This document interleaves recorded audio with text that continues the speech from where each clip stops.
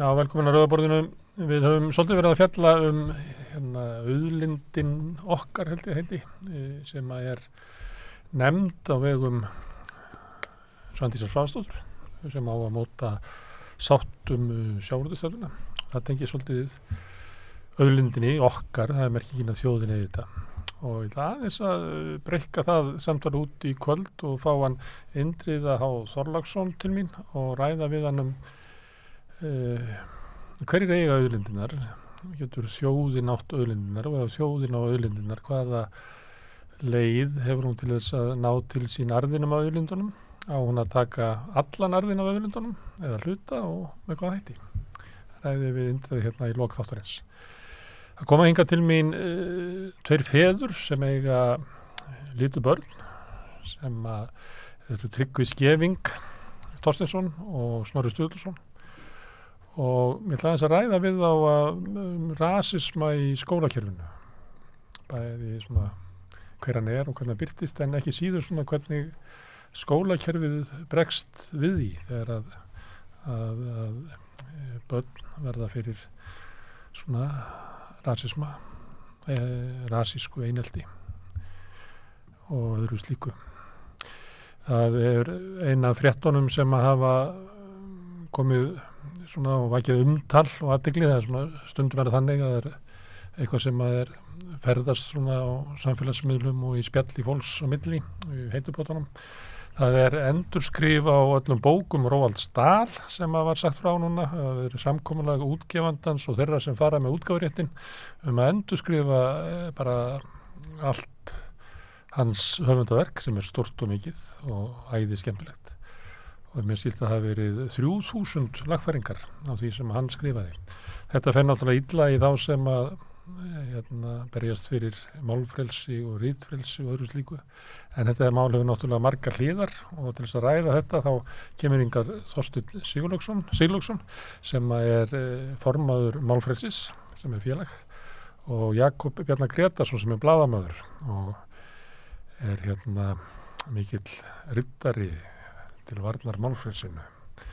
Þeir koma hingað og ætla að tala við á svona ýmsa hliðar á þessu máli. Eins og heyri þá erum við að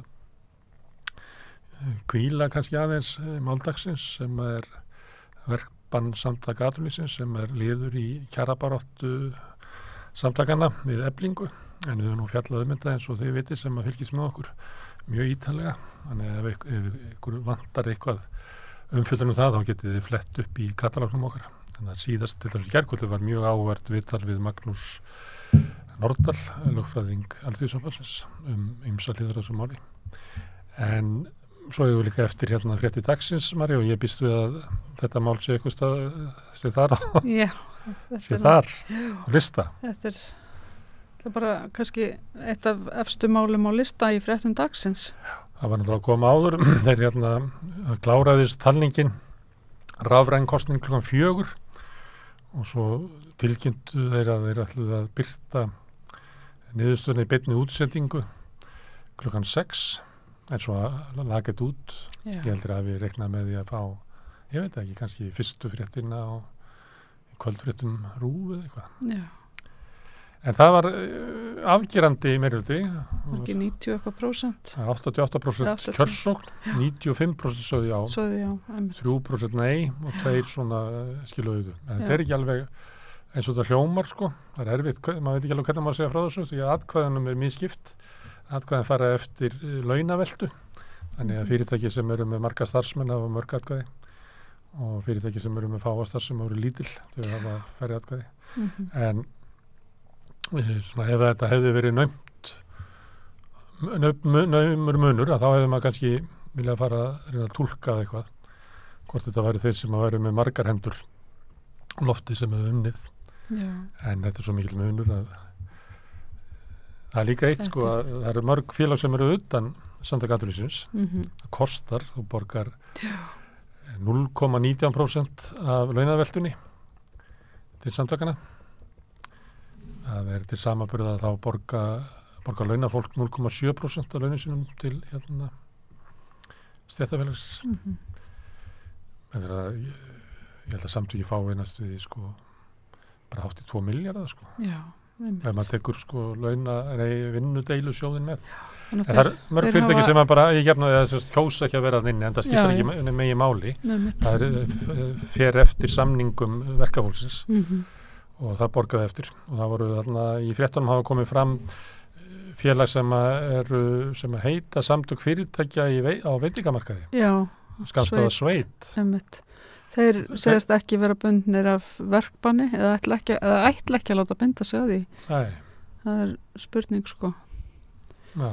Þannig að Ég hafði samband við Óla Steffensen sem er framkvæmdastjóri, hvað heitir það, félag atvinnurekenda. já, Hann sagði félag atvinnurekenda á í engum deilum við Eflingu. Hann tekur ekki þátt í þessu. einmitt. Og þá benti ég honum á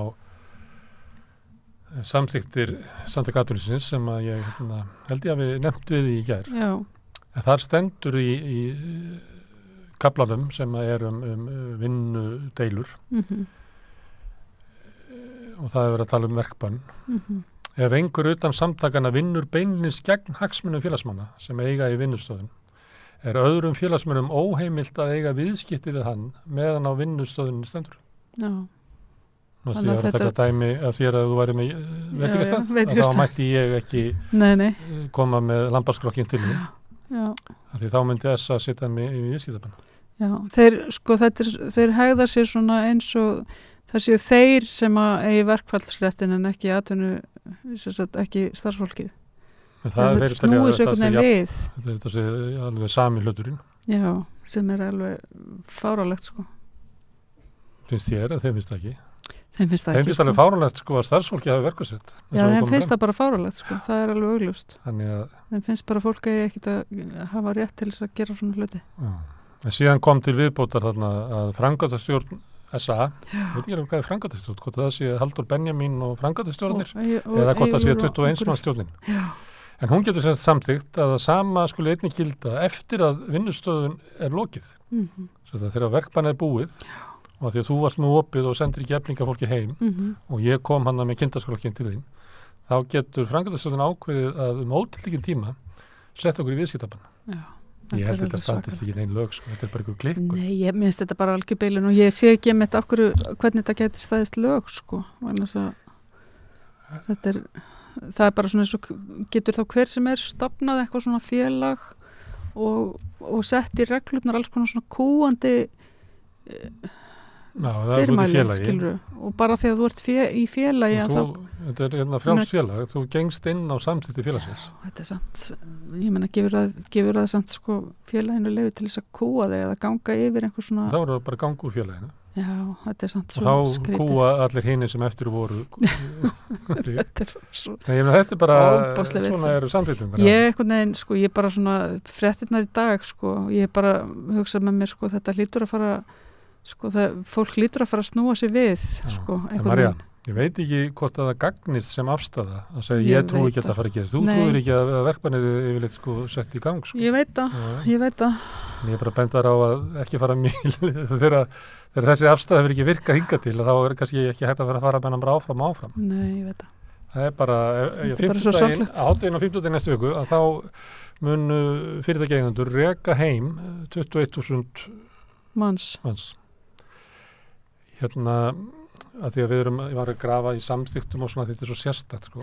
Og allir inn á tímarit.is og finna hann eitthvað verkbönn þau eru yfirleitt svona það sem er kallað varnaraðgerðir og mikið minni í sniðum skýrast er að taka dæmi að því að sjómenninir fara í verkfall að þá er sett verkbann á velstjóran og stýrimanninn og skipstjóran svo að útgerðin þurfi ekki að borga laun og þeim sem að geta ekki unnið það er algengast og svona einhver dæmi það var í prentbransanum af því að þar voru svona mörg félög og kannski prentarar fóru í verkfall og þá voru blaðamenn settir í verkbann og eitthvað svona dæmi en það finnast engin svona dæmi þar sem að sko tilefnið er neitt líkt þessu þannig að ég fór að leita bara til útlanda og senda á alla sagnfræðinga sem ég þekki og það er svona böndinu farin að berast að Írlandi 1913 það er frægt það sem er kallað Dyblinar lockoutið það er kallað lockout á ensku að þú bara lokar hliðinu þannig að starfsfólki kennst ekki til vinna Það er líka til sko lock-in, þar sem að fólki lokað inni. Þar sem að ég blessunarlega hafði hann Halldór Benjamin ekki heyrt af því sko, hann hefði ábyggilega stungið upp á því að starfsfólki er bara lokað inni og látið vinna.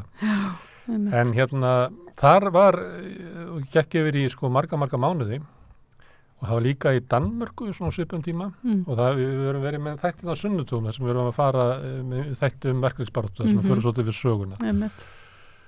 Og það kom líka fram í viðtalið að Magnús Nordahl í gær sko, að áður en það búið til svona form það hvernig halda utan þessa kjaradeilur sem eru viðvarandi stríð í þjóðfélagi og þá hvernig getum við haft þetta friðsamlegt að þá voru svona alls konar skringilegheit sem gerðust meðal annars í Danmörku og Írlandi þar sem er bara starfsfólkinu hent heim og bara verksminnur lokað og búin til svona hálfgerð hungursneyð til þess að ná fram einhverjum pólitískum kröfum. En eins og Magnús lýst þessu í gær, þá er eiginlega samkomulega bara eftir fyrra stríð að líta svo á og þetta er bara nauðsynlegur hlutur í samfélagi að vinnuaflið mun krefjast hærri launa og betri aðbúnaðar og hefur til þess vopn sem er verkfallsvopnið og það er að búa það einhvern veginn til þannig að þetta stríð geti farið fram með svona þvingunar aðgerðum og allu þessu og eyðileggingu fjármuna sem verkfall er án þess að upp úr sjóði. Ef að þú gerir þetta ekki, ef þú leyfir ekki friðsama verkefnisbaráttu, að þá náttúrulega ert að halda fólki niðri og kúa það, eins og svolítið stemmingin hér að bara taka verkfallsréttin að þessu fólki. Þetta er bara frekjur og eitthvað svona og halda þessu niður, því þá springur þetta í andlitið. Það er það sem ég er að segja, þess vegna held ég að þetta hljóta að fara að snúast í höndunum á þeim. Já, það getur tekið áratug. Já, það getur gert það, en það endar með því ef að sko Halldór Benjamin ætlar að halda áfram á þessum nótum og þetta blessaði félag. Og svo getur það líka að kúar þjóð mjög lengi að þá bara tapar hún leiðinni til þess að rísa upp. Ég talaði við hana Natössu í gær sem er frá Rússlandi, hún var að tala sína þjóð þannig og Rússlanda, hún var eiginlega búin að tapa þessu. Og þetta kemur líka fram þegar ég var að tala við Þorvald Gylfason sem ekki veldur Rússlands, en bara einmitt Íslendinga saman. Ég var að tala við 4 kalla sjávarútvegsstefnuna og hvernig er verið að pakka inn núverandi sjávarútvegsstefnu í einhverja umbúðir og selja okkur sem sátt þjóðurinn og þó þetta 70% sé á móti því. Og þá voru þeir að tala um ástæðan fyrir því að þetta gæti gerst á Íslandi að það sem að 70% þjóðurinn vill ekki gert, en það sem að 14% þjóðurinn vill að það gert. Að við værum einhvern veginn í svona ástandi. Það er alltaf verið að tala um þessa þrælslund Íslendinga. Við erum að missa trúna á því að það verði einhverja breytingar. Við erum svo trúna á að það verði samfélagsbreytingar sem eru í þá aðeins. Ég held að sko það er stutt síðan að búsáhaldabyltingin var og við kannski sáum ekki eins góðan árangur á henni eins og við vonumst til. Það er náttúrulega Sólveig Anna og Ragnar Þór eru afkvæmi búsáhaldabyltingar. Þau eru afkvæmi búsáhaldabyltingarinnar. En við sáum ekki, ég meina það er, maður er ennþá að hitta útlendingar sem segja, já þið lokuðu þarna bankakallana inni og þið gerðu þetta og hitt. Það reyndar, sko. Já, en það var samt. En við tókum ekki að þeim peningin. Nei, þetta voru svo mildar aðgerðir og þeir voru einhverjum luxusfangelsum eða eitthvað að láfið, sko. Þannig að þetta var svona ekki kannski eins, já. Herðu, það er Efling hætti við verkvöld og vorum að fara við það. Já. Og við það er einhverju viðtalinu. Ég held því að Halldór Benjamin var í svona beinu viðtali alls staðar. Í dag. Af því að hann var á staðnum. Já. Og það er svo, þeir sem er stýra fréttunum finnst það svolítið smart að hafa svona einn mæk eitthvað stór út í samfélaginu. En hann var á þeim mæk í öllum fréttatímum. Já. Og svo var hann spurður að já, ég meina þeir að fara í verkbann en Efling var að hætt við verkfallið. Og þá fyrtist það, þeir ekki hætt við það. Þau var bara ólöglega boðað. Já. Og við munum bara kæra þau fyrir félagsdóm eitthvað svona. Já. En málið er náttúrulega að Efling tilkynnti ekki verkfallið vegna þess að þetta lá fyrir og munur líklega ekki úr þessu gera það. Það svona mátti heyra á þeim. Samninganefndin er að fundi í kvöld og mun taka ákvörðun það. Já. Þannig öllu líkjandi þá munum þau bara ekki tilkynna verkfallið, þannig að það verður ekkert verkfall. Nei. En Halldór var alveg rosa fói. Yfir því. Já, þau myndi ekki leyfa þeim sko að hafa svona smá snúið á hann. Þannig að hann bara á leiðinni með þau fyrir félagsdóm til að hvað, kæraðu fyrir að vera ekki með verkfall eða neyðaðu í verkfall það er kannski það nýjasta. Já, þetta er alveg stór. Ríkissáttasemjari, hann kærir ekki til Hæstaréttar. Þetta var frétt í dag. Nei, ég held þetta sé ekki sérstök frétt sko. Þetta meðan mundi kæra var fyrst og fremst eitthvað sem var bara keyrt áfram á mokkanum. Já, einmitt. Við höfum talað við alls konar sérfræðinga þessi mál fram og tilbaka. Það var enginn þeirra sem bjóst við að sáttasemjari myndi kæra og ef hann myndi kæra þá kemur ekkert út úr þessu.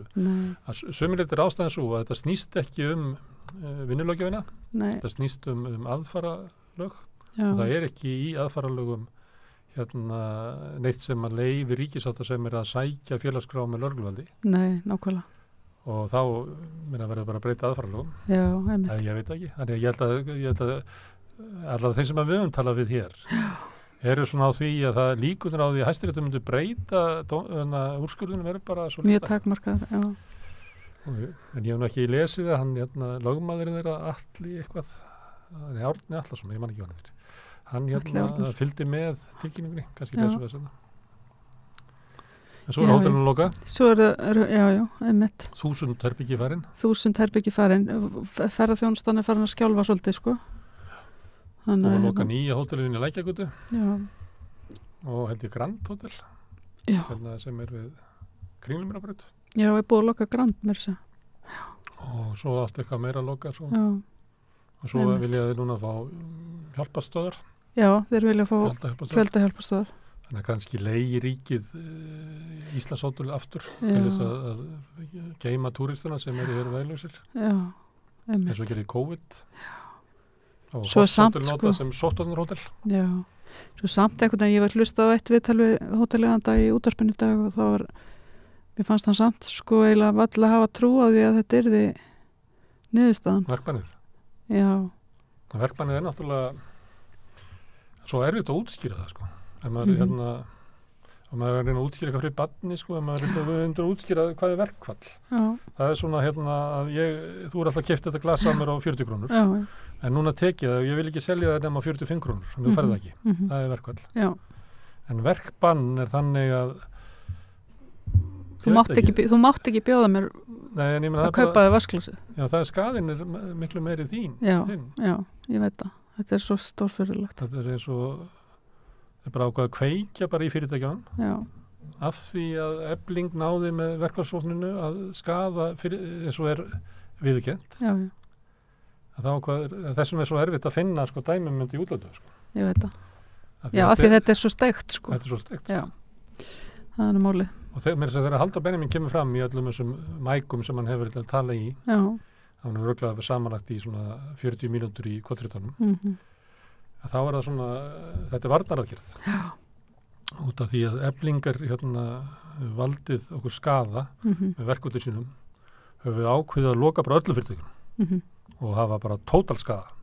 Þetta meikar engan sans. Ég myndi ekki treysta með þess að skilja þetta fyrir 7 ára. Nei, ég myndi. En ég held að 7 ára skilji verkvall. Já, ég held það líka. Þannig að börn eru oft með mikla svona réttlætiskennd. Já. En hins vegar sko eru fáir sem að mæta á sko sviðfréttana með jaft bólgnir út af réttlætiskennd eins og Halldór Benjamín. Já, það er alveg rétt hjá þér. Hann er yfirleitt bara eins og hann sé að þetta er prins Valiant mættur. Já, ég veit það. Það er alltaf bjarg okkur frá fórinjónum í fenjónum. Hann lætur eins og hrói höttur en hann er náttúrulega andstaðan sko við hróa. Þú kaupir hann ekki? Nei, kaupir hann ekki. Ekki. Nei. Heldur að fólk kunni ekki almennt vel við hann er voða viðkunnalegur sko, það vantar ekkit. En sko það sem hann segir er ekki mjög viðkunnalegt. Þannig að svona maður fer að horfa eða hlusta raunverulega á það sem hann segir. Hvað táknar? Það tala fleiri fréttir? Já. Reyni Traustason var dæmdur fyrir ritstuld. Já, ég veit ekki hvað það var orðað þannig. Nei. Það er samt þannig. Það er samt þannig náttúrulega. Hann er þetta útskýrað fyrir 7 ára, þá er hann stað. Já, hann er náttúrulega að stela minningagreinum fólks. Og breyttið í svona blaðgreinar. En ég næði ekki alveg, sko þetta er byrt og þar landi mætti ég örugglega vitni í það. En það er kannski takmörk fyrir hvað ég má vitna í. Já, það er örugglega einhver takmörk á Má því. ég ekki taka nema standi að textin hérna fyrir ofan segjum að fjármálaráðuneytið myndi senda frá sér skýrslu stöðu heimilanna og ég tæki bara við undirskrifa fréttir úr það. Já. Gætu þeir komið og sagt að því að það hefði ekki staðið Að því að ekki staðið að, já, nei, sko þú þarf náttúrulega að vitna í, sko hvaðan þú tekur þetta. Þau hefur örgulega gert það, minningagreinar. Og svo máttu náttúrulega ekki byrta orðrétt, sko langan texta og þú þarf að gera það ákveðin hátt. Ég þekki Það ekki, hlýtur ég að hef vera verið í blaðamennsku í 40 ár, ég þekki ekki þessar reglur. Nei, Mér var ekki kent þetta, ég hef aldrei hitt þetta áður. já, sko það eru, Það er augljóst í Já. fréttinni, segir Jón í minningagreinum bróður sinni eða föður. já, Og þetta er ekki ritstöldur? nei, en hvernig hefur þú skoðað mikið þessar grænar hjá honum? Nei, ég er Reyni. ekki að deila hvort þetta sé smekklegt eða ósmekklegt. Nei, ég er að tala um hvernig hann setur þetta upp, sko, þegar hann stelur þessu, eða þegar hann sagt, sko. tekur þetta Já, eða já, gerir já. vinnufréttir úr þessu. Já, bara Jón sagði eitthvað svona bróður sinni í minningagrein í Morgunblaðinu og Já, þetta er ekki þannig ritstöldur, sko. Þetta er bara hins vegar Já, þannig allt að þetta kjötið í fréttinu að tekið þaðan og bara Já. pakka, það er bara minningagrein tekin og matrit sem frétt. já, ok. Og ég næ ekki alveg af hverju að þetta mætti ekki. Nei. Ég veit þetta er sko, þetta særir fólk, Já, þetta af því að vond þetta eru- blaðamennska, þetta Já. er ósmekklegt. og þetta er við getum ekki haft alls skrifað konar af orð á því. öðrum blaðamannum, þetta er skrifað af syrgjandi fólki yfirleitt. Já, ég veit það. Þannig að þú veist, það er annað mál sko. Já. Þá ætti það að vera í lögum. Já, ég veit ekki, ég skil ekki. Það sé óheimilt Já, að taka texta þeirra sem eru syrgjandi já, og að byrta þá í umbúnaði sem að særi þá enn meira. einmitt. En það bara er ekki í lögum sko. Nei, þetta er svolítið sérkennilegur dómur, kannski. Já. Ef aðeins að því ég nú þekki ekki þessi skrifans reynis, minningagreina skrifans, þannig að ég get svolítið ekki tekið afstöð. Og þó ég skilji Afstöðu ekki til að þess. hverju verið að dæma reynir fyrir þetta, þá ætla ég heldur ekki að máttu ekki taka þannig, ég ætla að verja allt sem að reynir hefur gert í blaðum, sko, síður. Nei. Ég stundum skilji ekki alveg mannlíf og hvað það er, sko. Einmitt. Og enn síður, sko, af hverju það gefið út, eða hver gefið út, Já, var ekki einhverju viðtali við hann Kristján, þar sem að annar virðist vera, sko, fjármagnaður á einum auðmanninum og hinum og þeir Jú. eru í deilu. jú, Og svo voru þeir Jú, það var einhver algjörsteypa. Já, Það verður mikilvægt að henda Ég blaðamannum veit burt og það. láta þess að bara auðmenn deila Já, hana í nákvæmlega. þessu þætti. já, einmitt. Þetta var Heyrðu, bara það er- kostulegt og það er já. margt kostulegt í fréttunum í dag. Já, núna til dæmis er mjög kostulegt að Kári Stefánsson segir að Jón Gunnarsson hafi viljað gera tilraunir á föngum og gefa þeim hugvíkandi efni. Já. Þannig að Jóhann Og hann sagði þetta í einhverju podcasti, já, Frosta Logasinni, sem að þetta er nú eiginlega, þú veit með þarna í sömu setningunni Kári Stefánsson, Jón Gunnarsson og Frosti Logason og Jóhann Páll Hann er nú eins og bara kjúklingu við liðin á þessum hverjum. samfélkingarnar vill fá bara vita nákvæmlega var þetta, gerðist þetta. Já, en í hvaða Þannig að tilefni voru þeir Kári og Jón að tala tilraunir á föngum? Það er nú það, Þeir sko. eru kannski verið að geta sveppi. Sko, En ég Jón er hlustaði svolítið- nú eitthvað viðtal við Kára Stefánsson fyrir ekki margt löngu síðan, þar sem hann var verið að spyrja hann hvort hann hefði étisveppi eða hvort hann hefði Og hvað prófað sagði þetta og nei, Já, hann hann hafði ætlaði nú, að geta það en hann ætlaði kannski að prófa þetta þegar hann er hættur að vinna. Ég held að hann hefði gott að henni, svo getur verið svo stífur og þér. Þá myndi kannski mýkjan eitthvað upp, Mýkjan aðeins. hver veit. En Jón Gunnarsson er náttúrulega, ég veit ekki hvort það sé eitthvað svona mæli, ef ég myndi spyrja þig, nefndu eitthvað sem að Ég bara svona þegar ég hugsa um Jón Gunnarsson, Já. þá held ég að þetta hljóta hafa verið eitthvað grín. byrju nefndu eitthvað sem að Guðmundur Ingi Guðbrandsson hefur gert frá hausti, frá því að við byrjuðum að vera hér. Þú mátt ekki til neinu. Sem að Áslaug Arna. En ég geti spurt því hvað hefur Jón Gunnarsson verið gert og þú myndir bara vera mun alveg fullt af hlutum. Jón Gunnarsson er bara Bara leggja fram meira í útlenningar fréttum frumvarp það sem hann er að gera. Já, það er miklu fréttir. Samanlagt. Já, Svandís já. hefur bara skipað eitthvað 2 nefndir. Já, Þú veist, hún fekk eina skýrslu og skipaði eina nefnd. já, einmitt. Arna bjóð til hana 2 heilbrigðisráðherra- 2 miljardina tókur á háskólanum og dreifðum aftur út. Já, Utanríkisráðherra er bara alltaf fundum að tala um eitthvað um Pútín og Úkraínu, bara Já, svona já. selvföllið þar. einmitt. En Jón Gunnarsson, rafbyssur, sveppir, handa föngum, Já, einmitt. þetta er bara, hann er bara eins og hann sé úr allt hann er í bíómynd. Já, hann er popstjarnan í þessari bíómynd. En hann er að hætta. Já, hann er að hætta. Þannig en, já. Samherji var á BBC. Samherji var á BBC. Já, ég reyndi að hlusta á það. Heimildaþáttur, fín gerður og svona, en maður bara búin að heyra þetta mál svo oft. Já. En þið voru þarna Helgi Seljan og... Í þættinum? Já. Ok. Og Jóhannes Stefánsson. Já. Voru þar, viðtalið þá. Og líka, sko, fólk í Namibíu og það sem ég heyrði á honum og það var þetta svolítið, sko, nálgunin var meira, sko, hvað þetta hefði haft gríðarlega svona pólitísk áhrif í Namibíu. Í Namibíu, já. Þetta hefur náttúrulega haft...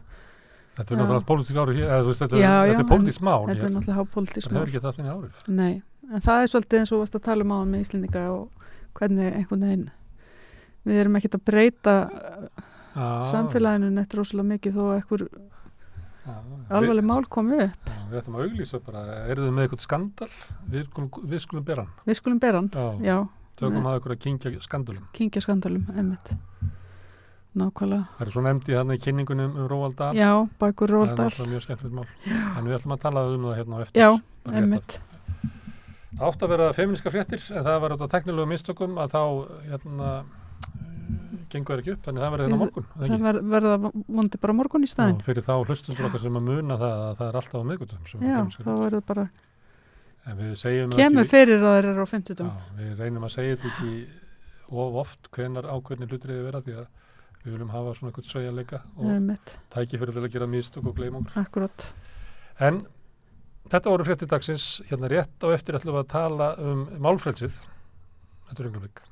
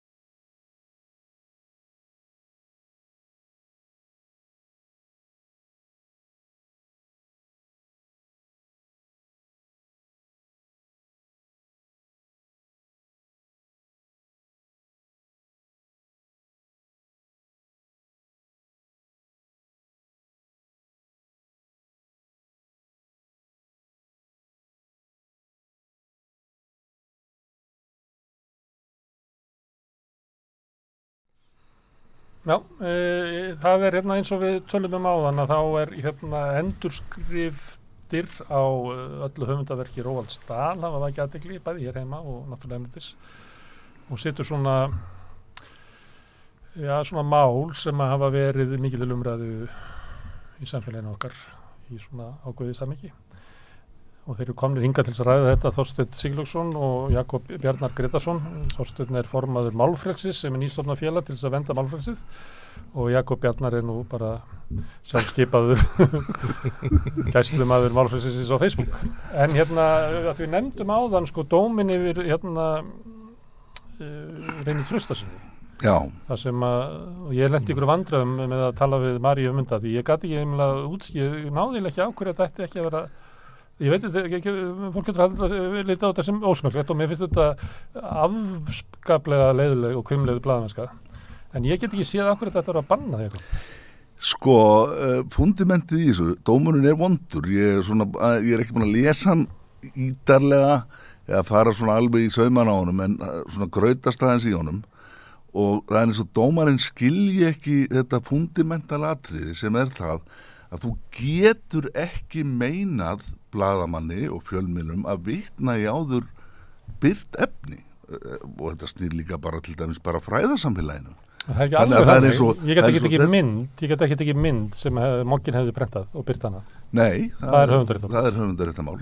En svo þarna þetta er svolítið grátt svæði. Það er eitthvað til sem heitir ritstuldur og ég menna þú getur skrifað ritgerð í háskólanum. Það þú þykir skrifað það. Það getur ekki verið þessu tilfelli. Þið ljóta að segja að Jón hafi skrifað þetta í minningargreinum bróður sinna. Já, það er til eitthvað sem heitir ritstuldur. Þú getur ekki tekið eitthvað sem hefur birst í heild sinni og fært það bara yfir og sagt hérna ný frétt eða hvað sem er. En ef þú segir að þetta er tekið úr þessari bók eða þessari minningargrein, að þá er það ekki ritstuldur.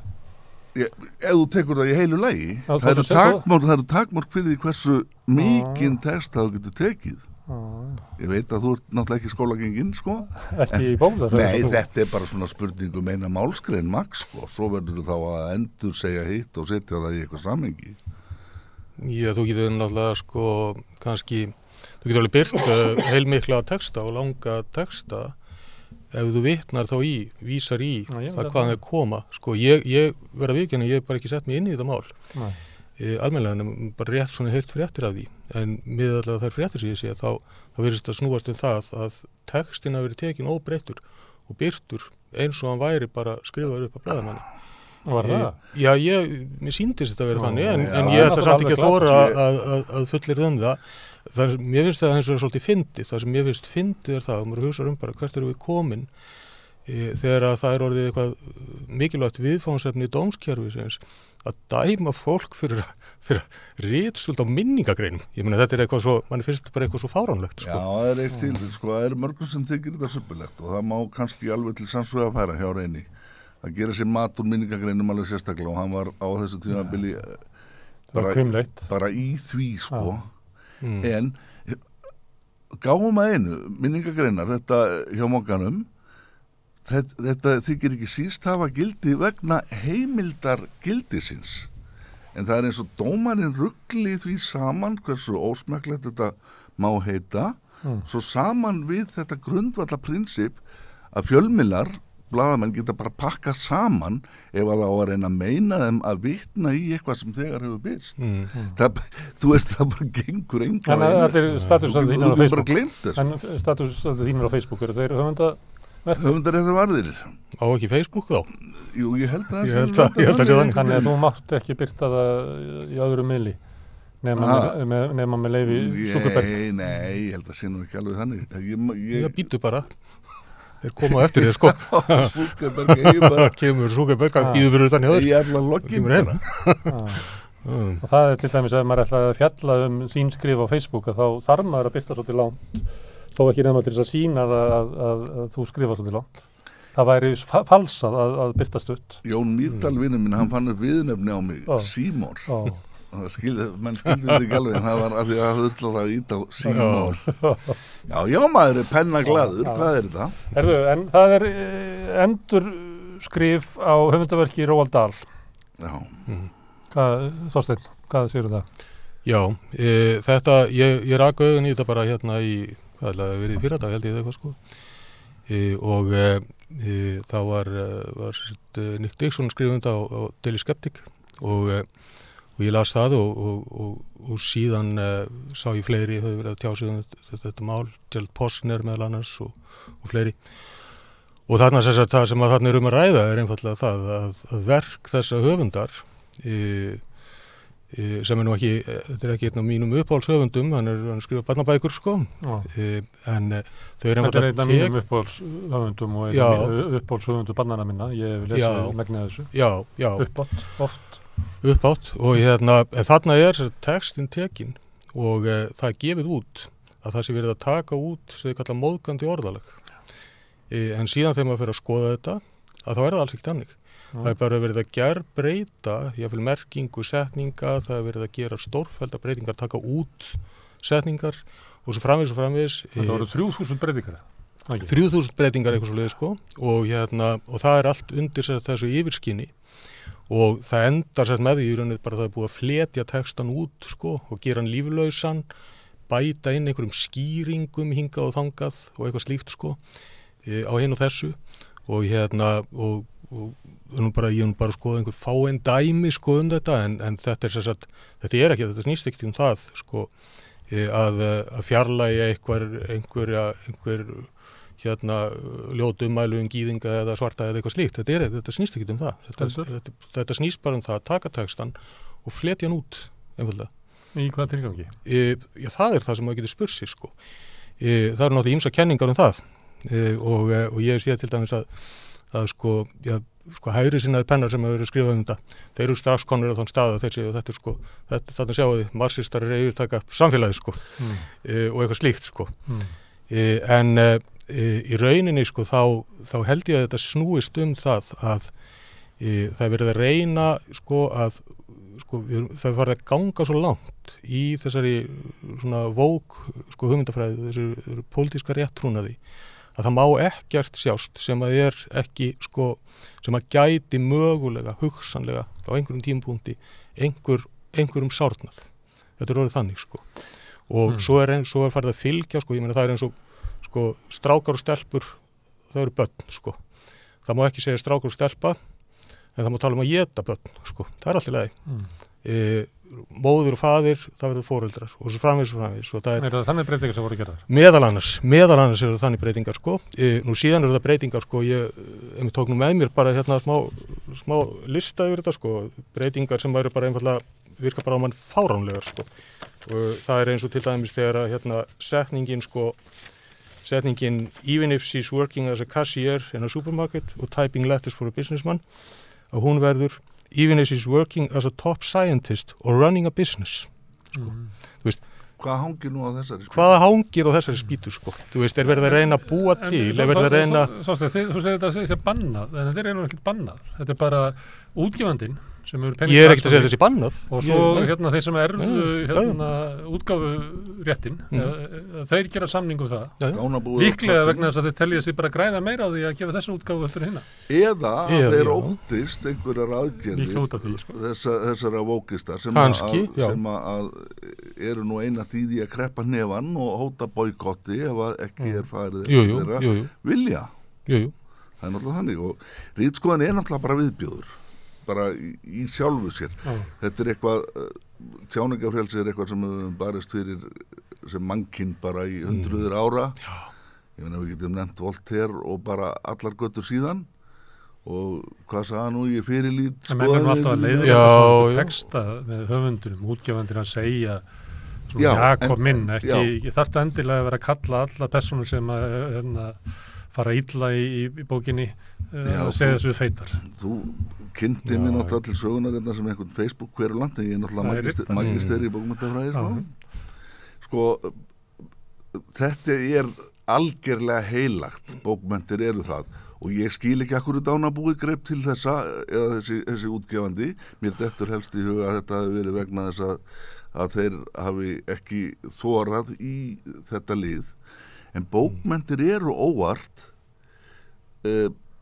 í raun og veru miklu betri heimild liðna tíð viðhorf manna og ég hugsa mér að svona hardcore sagnfræðingar gangist við því heldur en sko bara sagnfræðin sjálf sem slík.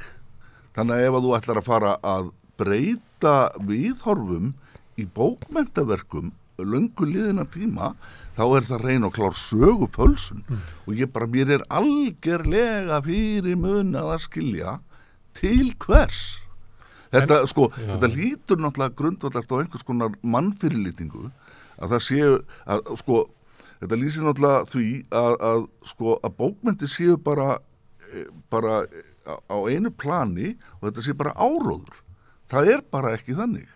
Þannig að þetta lítur að vera barátta fyrir einhverju tiltekinni hugmyndafræði. Þetta náttúrulega er nú kannski áhugavert einmitt það sem þú nefnir með bókmenntirnar sem heimildum liðin tíma af því að nú nú einmitt langa fasta að hefjast og það nú ekki mörg ár síðan að það kom hér fram einhverjir aðilar sem að vildu láta banna Passíusálma Hallgríms Péturssonar vegna þess að þar verið talað illum gyðinga og varð nú þó nokkur umræð þetta en svo lognaðist þú nú út af blessunarlega og nú verða þeir væntanlega lesnir og lönguföstu eins og hverju ári í útvarpið en það svona dæmi það þar sem að einhver viðhorf sem koma fram í einhverju sem skrifað fyrir mörgum öldum síðan að þau mega þá ekki heyrast og mér sýnir svolítið að þetta sem þetta varðandi Róald Dahl núna þetta snýstu það að hreinsa textan það má ekki segja feitur, það má ekki segja ljótur það má ekki segja fatlaður og eitthvað svona og allt þessu og svo náttúrulega þarf að hendin allu í sambandi við að það má ekki kynngreina og svo framvegis og það má ekki segja að það má engin verkalýður vera þarna ekki einhverju sem vinna á kassanum eða eitthvað slíkt það verður ekki konur nei það verður að vera einhver svona yfirstétt og allt þetta og mín niðurstaða þegar ég bara skoða þetta hún svo að þetta snýst einfaldlega bara það þetta svona það verður að andæfa veruleikann í rauninni og það verður að reyna að búa til einhvern gerviheim einhvern gerviveruleika sem ekki einn raunverulegi veruleiki. Það náttúrulega gamall veruleiki sem að Róald Dahl skrifaði og hann var nú svolítið að leika sér að vera á svona einhverju brún að svona spenna í frásögninni hvernig það gengi of langt og eitthvað svona það gerði sjarmurinn við bækurnar hans sem er leiti en krakkar sem að lesa þetta í dag akkur að vera eitthvað að halda upp þeim einhverjum raunveruleika sögulegri raunveruleika 1970 með ekki bara að fá þetta á svona tungutaki og svona úr menningarheiminu sem að hendar í dag sem að þau eru vön? Já, ég veit ekki, ég meina hvað eigum við með menningarheiminu sem hendar í dag Er þessi textar eitthvað sem börnin skilja ekki í dag? Ég veist það Það er ekki að skilja það öðruvísi Já, kannski, það er bara það sem gerist Fyrst ekki særandi, getur verið að særi sjórabarn Við verðum náttúrulega bara að leyfa bókum á úreldar en þetta hlýtur að vera á þeim forsendum að þetta hafi óæskileg áhrif á börn sem það er náttúrulega alltaf think of the children þetta er náttúrulega algjört vanmat á börnum og þeir sem að eru kannski á þeim stað að þeir séu svona tabula rasa þeir kunni ekki að lesa og yngri börn þau lesa þetta náttúrulega með foreldrum sínum eða afa sínum Ég var að segja að ég hefði lesið þessa bækur. Og sem getur þá farið yfir það ef að þetta er eitthvað sem að stangast á við einhvern veruleika dagsins í dag. Ég skal taka dæmi að ég lesi fyrir börnin þessa bækur en líka náttúrulega Astrid Lindgren og dóttir mín hún er frá Afríku og við vorum að lesa Nínu Langsokk í Suðurhöfum, heldur hún heiti. Og þá voru svona 3-4 blaðsíður þar sem ég hætti bara að lesa og ég skáldaði bara bjóti nýja frá sig. Af því það sem stóð á blaðsíðunum var bara ekki, ég hef aldrei í lífinu lesið það fyrir lítið barn sem er frá Afríku. Nei. En þarna erum við ekkert að tala um eitthvað slíkt. Eins og bara dæmi sem ég nefndi áðan, þetta snýst ekki það, að taka út eitthvað sem er móðgandi, gátt einhverjum kynþáttum eða kynjum eða eitthvað slíkt, Þetta er einfaldlega bara hreinsun, útflatning á texta. Og í rauninni þessi texti með þessum 3000 breytingum þetta er ekkert lengur texti þess að höfundar í rauninni er þetta eins og það að kaupa Rolex ára á Sólarstrandinu fyrir þetta $10 vegna þess að það er bara verið að selja fólki eitthvað sem er ekki ekki rétt að vara En ef að Róald Dahl var á lífi höfðu samþykkt þetta Það er náttúrulega gegnir allt öðru máli og hann hefði sjálfur gert það. Ef það væri gefið út eins og, kvikmyndir eru gefnar út, það vantar einhverja senu í eintakinu sem fyrir Kína og svo eitthvað öðruvísi sem að fyrir, þannig að bara gera þetta. Og ef það væri gefið út Roald Dahl, lagfærður og Roald Dahl orginal eins og nýja kóngið. Já, heitir endurskoðaðar útgáfur. Endurskoðaðar útgáfur og einfaldaðar útgáfur og svo framvegis til og svo framalega sem að það höfundurinn sem að skrifa það, þá það hans texti. Það í lagi, finnst ykkur að taka þetta eða, ég veit ekki, Passíusálmana, búa þá til Passíusálmanir Light. Og það vekju upp Hallgrím. Já, ég hefði nú haldið það, en þannig erum við náttúrulega að tala eitthvað sem ekki með samþykki í höfundar og það til eitthvað sem heitir höfundaréttur. Nú eru handhafar höfundaréttarins dánarbú mannsins og þá finnst mér þau nú vera að seilast nokkuð langt. Við þekkjum það náttúrulega eins og Múmíndalurinn bara orðin skemmtikarður og endalaus framleiðsla á bókum í alls konar formi. Þetta er ekki með samþykki höfundarins. Nei, þetta er business. Já, þetta er náttúrulega útþýðing. En ég meina Mér dettur stundum í huga þessu samhengi atvik úr okkar samtíma sem að sjónvarpsþáttaröðin Ófærð og það varð upp í Fótur og Fit og þegar að einhverjir nínasistar upp í Afdal, einhverjir hillbiljar sögðu eitthvað mongólítiðin eða eitthvað svona, voru ekki nógu PC í tali. Þetta er auðvitað liður í persónusköpun og þú getur, þessi Valtari, hann tekur allt bara bókstaflega. Þú veist, það er til fyrirbæri sem heitir sögumaður og það er til eitthvað sem heitir persónusköpun og það sem að persónur segja, það geta sagt eitthvað vitlaust, eitthvað óviðeigandi, eitthvað móðgandi, það getur verið liður í persónusköpun, það er ekki bara eitthvað bókstaflegt og bara einhver sannleikur sem að verið að leggja borð fyrir einhver sem bara staðreind, bara einmitt ekki. Þess vegna segi ég,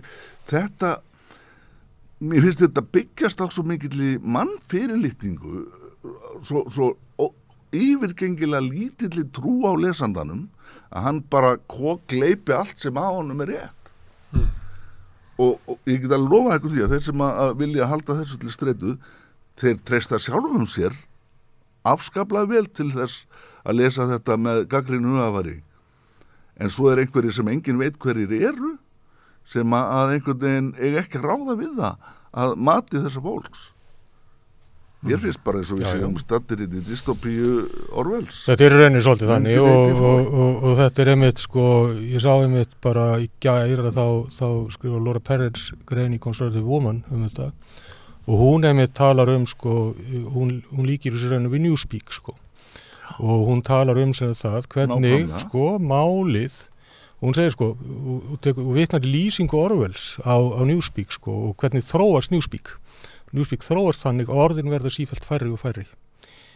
Þangað til búin að tryggja það að það er ekki hægt að hugsa neitt sem er utan við það sem að valdhafarnir vilja. Og það er í rauninni þetta sama sem að þarna er, að þú fletur út textan, þú tekur annað dæmi hérna þar sem að talaður ég maður ekki, það er talað sem sagt hérna hver var með þetta sjá ég maður ekki, það er ekki hérna en allavega þá er þess að talað einhver sem sagt gæti hverfur af honum helmingurinn af höfuðleðrinu og hann er næstuðu dauður og þá er því breytt í já þetta var svolítið óþægilegt fyrir hann og þarna erum við náttúrulega að horfa á nákvæmlega dæmi þetta þar sem að það er bara textin tekin, hann er niður soðinn þangað til all merking og allt líf er horfið úr honum. Já, þetta verður náttúrulega bara flattneskja. Bara algjör flattneskja, algjör flattneskja. Og það sem mér finnst svo skrítið, þetta heggur þarna sá er lífaskildi sem er þessi Puffin útgáfa og Danabúið. En ég meina nú er þetta komið upp fyrir ég veit ekki hvað og eins og þú benti nú á Þorsteinn réttilega þá er þetta mjög milduð útgáfa hjá Ríkisútvarpinu að það sé verið að taka út mótandi orðalag. Heldur er verið að ganga þarna miklu lengra. Þetta er bara svæsinni ritskoðun, fölsun í sjálfu sér. Þetta fölsun, sko. Þetta þýðingur einu menningar heim yfir í annan. Það sem mér finnst svo merkilegt það hvar eru allir rithöfundarnir. Það var viðtal í Mogganum Margréti Tryggvadóttur, starfandi formann rithöfundarsambandsins og hún að reyna að bera blaka þessu. Reyndar nú formaður sko PEN-samtakana í Bandaríkjunum eða Bandaríkjadeildar PEN lýst megnri vanþóknun á þessu sko, gerir það og fleiri rithöfundar sko en ekki hérlendis en erlendis ég meina. En þið eru að verja rithfrelsið og tjáningarfrelsið en þau sem eru að standa í þessu þau eru að verja þá sem að verða fyrir sko linnulausri hatursorðræðu stríðni þröngvað inn í einhverjar stereotypur eins og dæmi sem þú tókst af með að konur væru sko, getur verið mestalegi verið ritarar þetta náttúrulega við svart fólk þetta við fatlað fólk samkynniðir og fleira þurfum við ekki að venda þessa hópa sem að hafa orðið fyrir þessar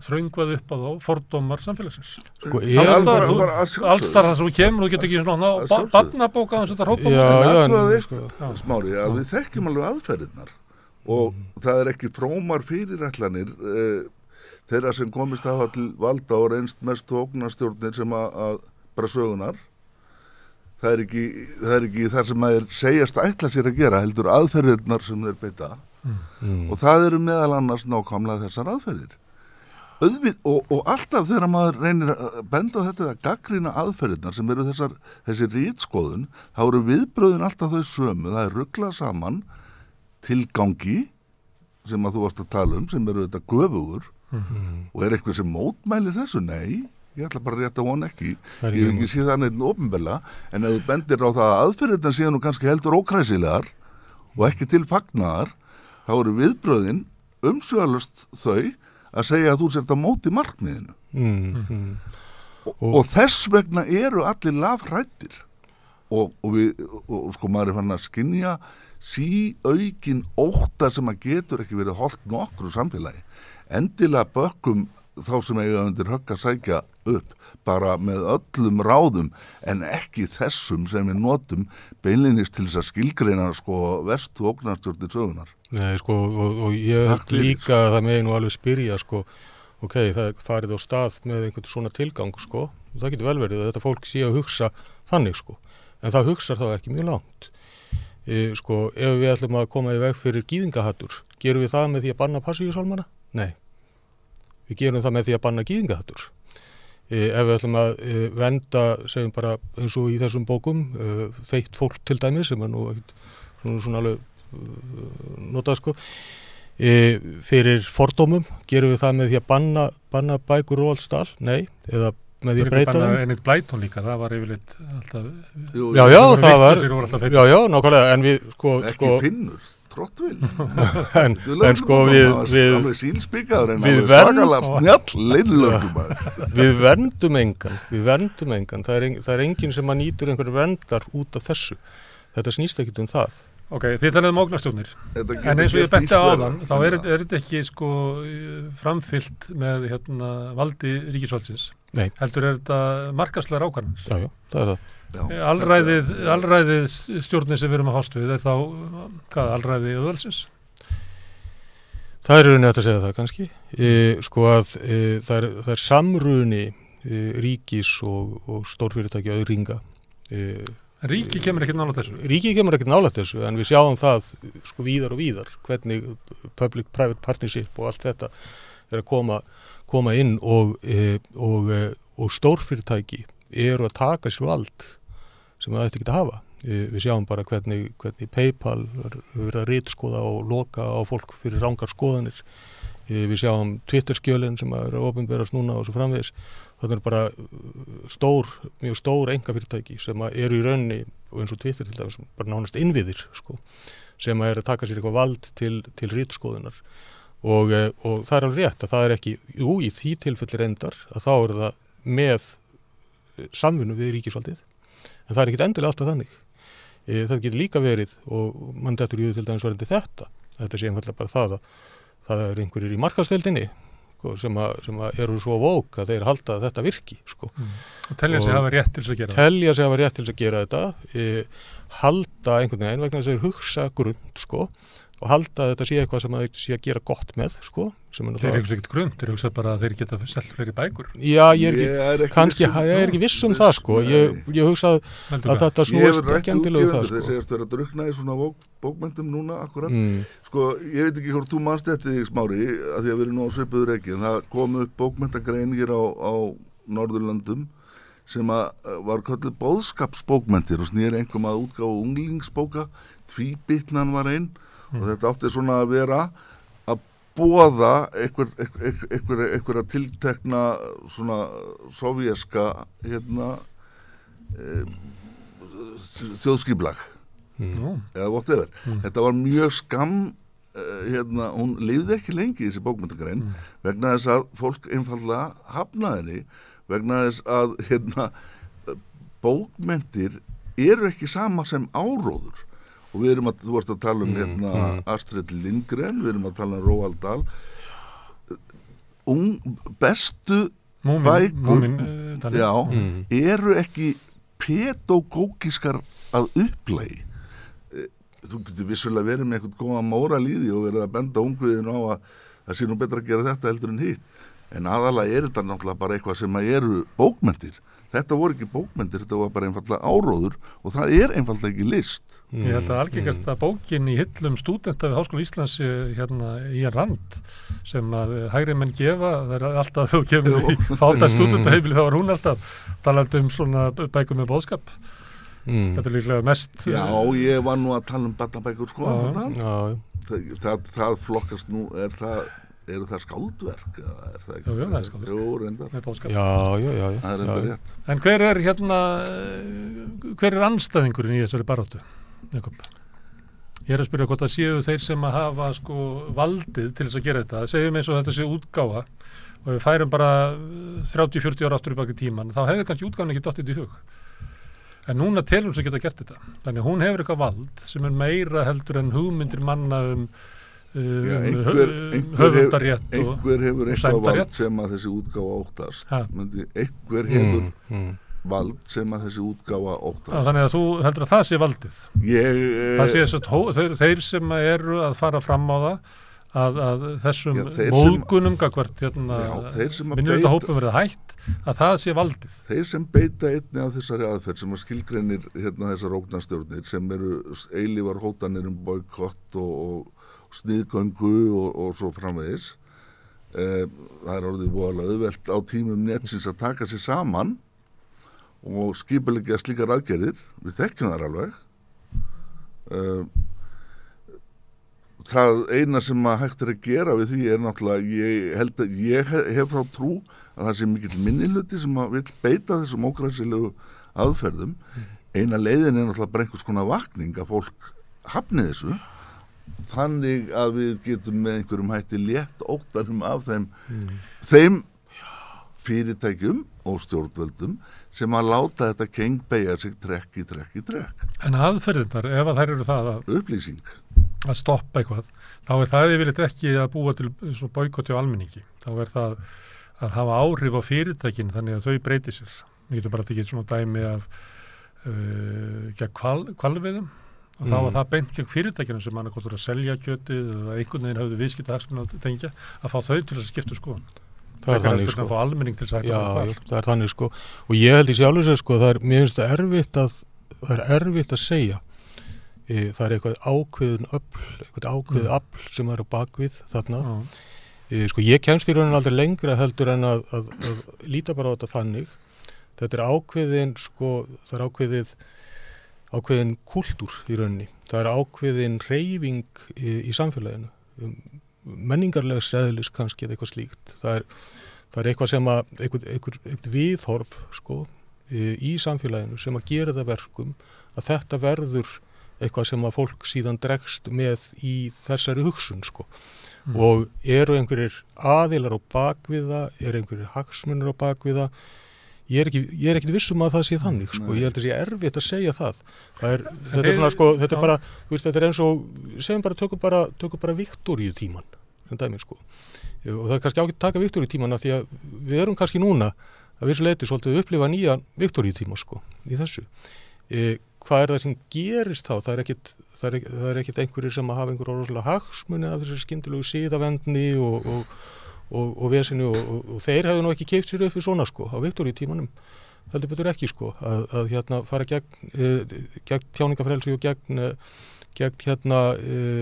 sko höfundarétti og svo framvegis. Það er ekki gert það og gerðu það ekki sko en þetta er einhver ákveðin sveifla sem á sér stað í samfélaginu. Það er ekki einhver einn sem að ræður því eða stýrir því en á hinn bóginn að það eru náttúrulega aðilar sem að grípa tækifærið og nýta sér slíkt sko.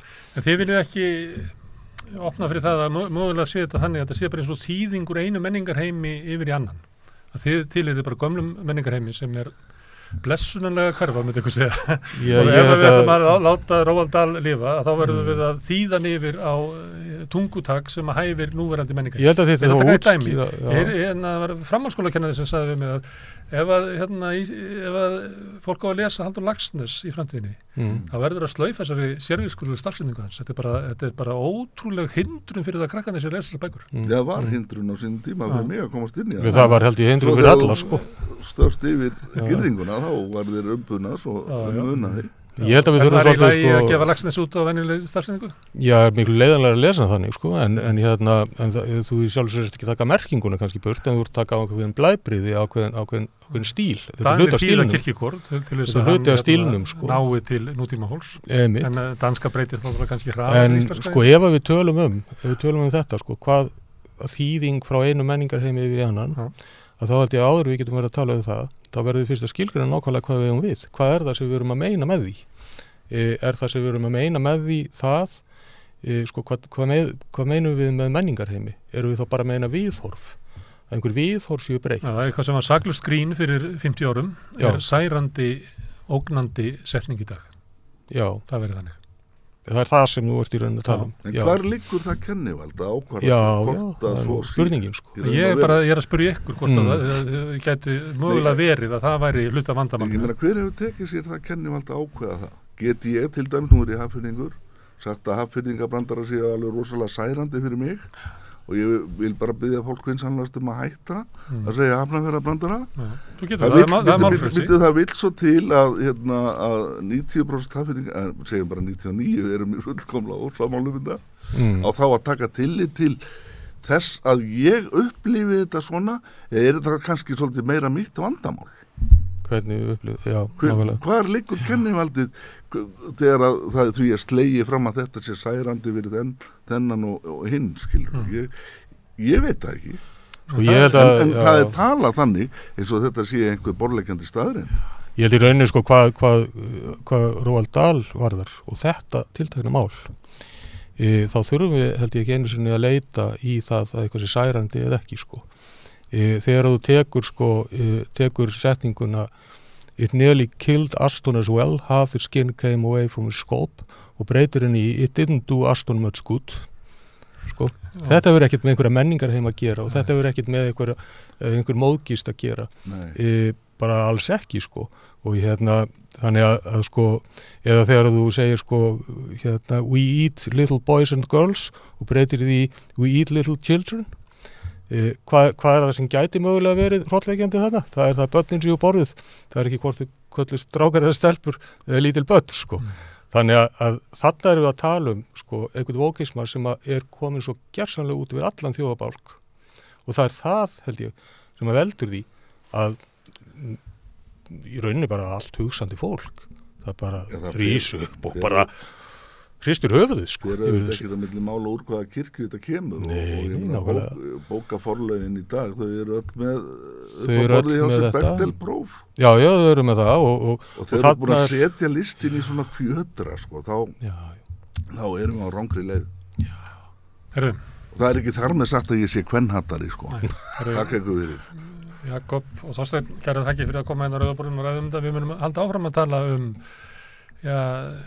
ritskoðun og jarðsprengjurnar í umræðunni en núna réttu eftir þá ætlum við að tala um rasisma í skólum sérstaklega eftir augnablik.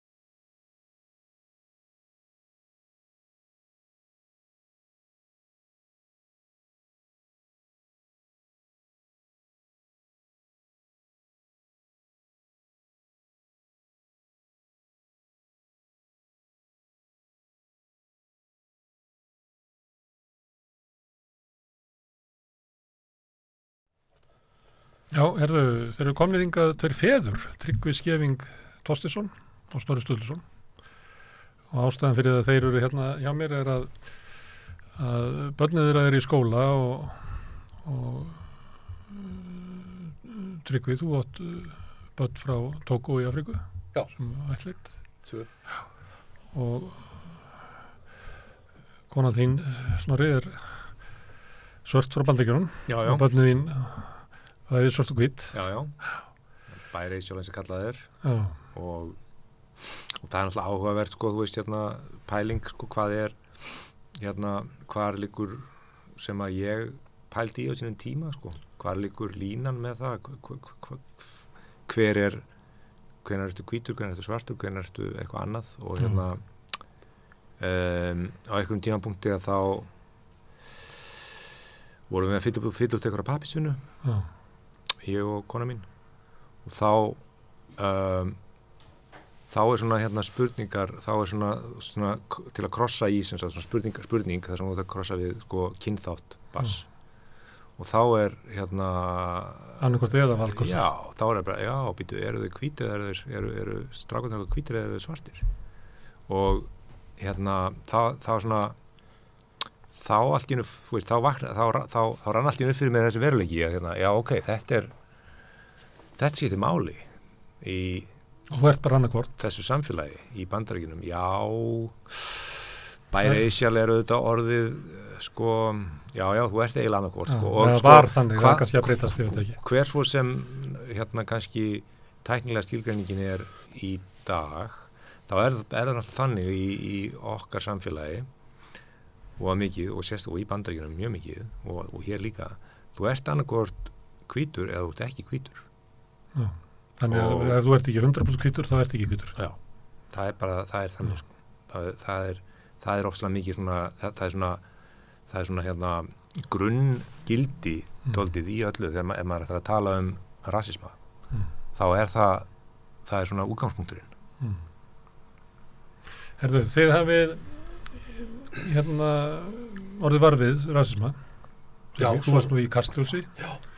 Sín tíma að tala um rasisma í skóla. Já. Sem að og það kannski sko hérna já, ég fór í Kastljós en mér langar kannski að lesa hérna upp 2 setningar sem að eru úr Mentor og þar hérna semst eru að tilkynna 2 atriði semst líkamlega stimpingar og uppnefningu og síðan kynþátta hérna orðræðu sem að á sér stað og það stendur hérna sem sagt í öðru er að ég upplýsi ykkur að X hafi beitt bekkjarsystkini sitt ofbeldi. Síðan kemur hitt og það er að ég upplýsi ykkur leiðinlegt atvik sem varð í frímínútum. Og þá spyr ég hvort er hérna verið hérna tilkynna rasíst viðhorf eða rasísk orðræðu. Þetta sé það. Já, og það, mér finnst þetta þú segir þetta ekki alvarlega.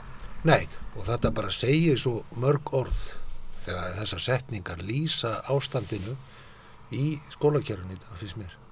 Þetta er leiðilegt að þetta sé til staðar en við höfum ekkit neina hvað segir maður, ambisjónir að gera eitthvað í málunum. Er ekkert að skilgreinda sem ofbeldi og það er engin farvegur sem það getur farið í.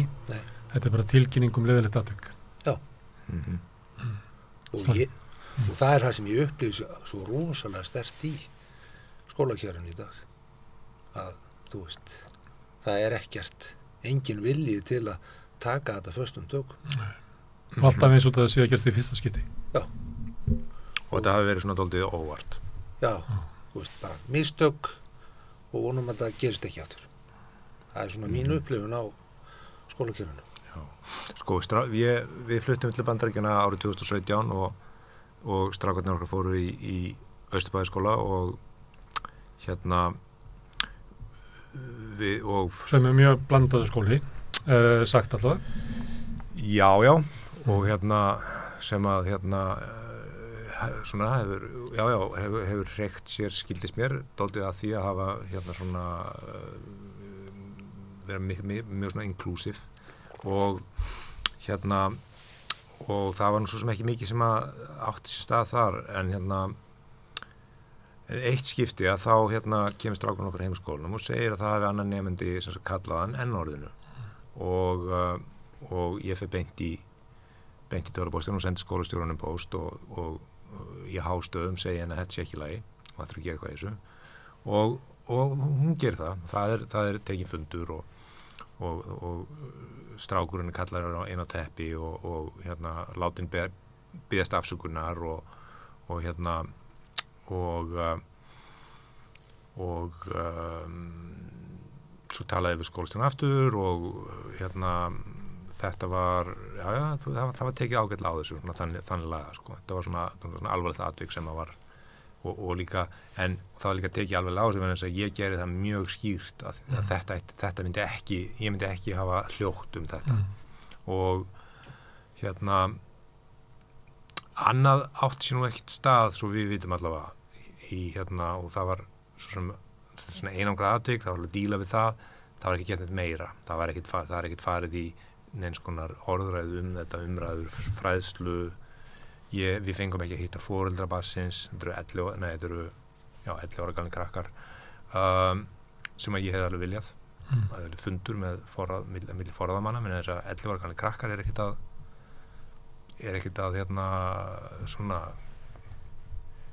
hvað maður að segja, þeir eru ekkert að taka neitt voðalega svona upplýstar ákvarðanir en við yfirgáðum síðan Austurbæðarskóla af ekkert neinum ástæðum sem að tengdust þessu og hérna fórum í alþjóðlegu deildina í Landakotsskóla sem að er virkilega alþjóðleg og það er allt starfsliðið annar staðar frá í heiminum kemur úr fjölmenningarumhverfi mikið af alls konar fólki nemendurnir alls staðar á heiminum og þarna er andrúmsloft sem sagt hvernig segir maður á íslensku inclusive og sem sagt svona umburðarlyndis og hérna það er allir velkomnir og það er allt þú veist það er bara tekið utan svona hluti og það er gert proaktíft hér er bara talað það up front að svona við gerum ekki svona er ekki lagi hér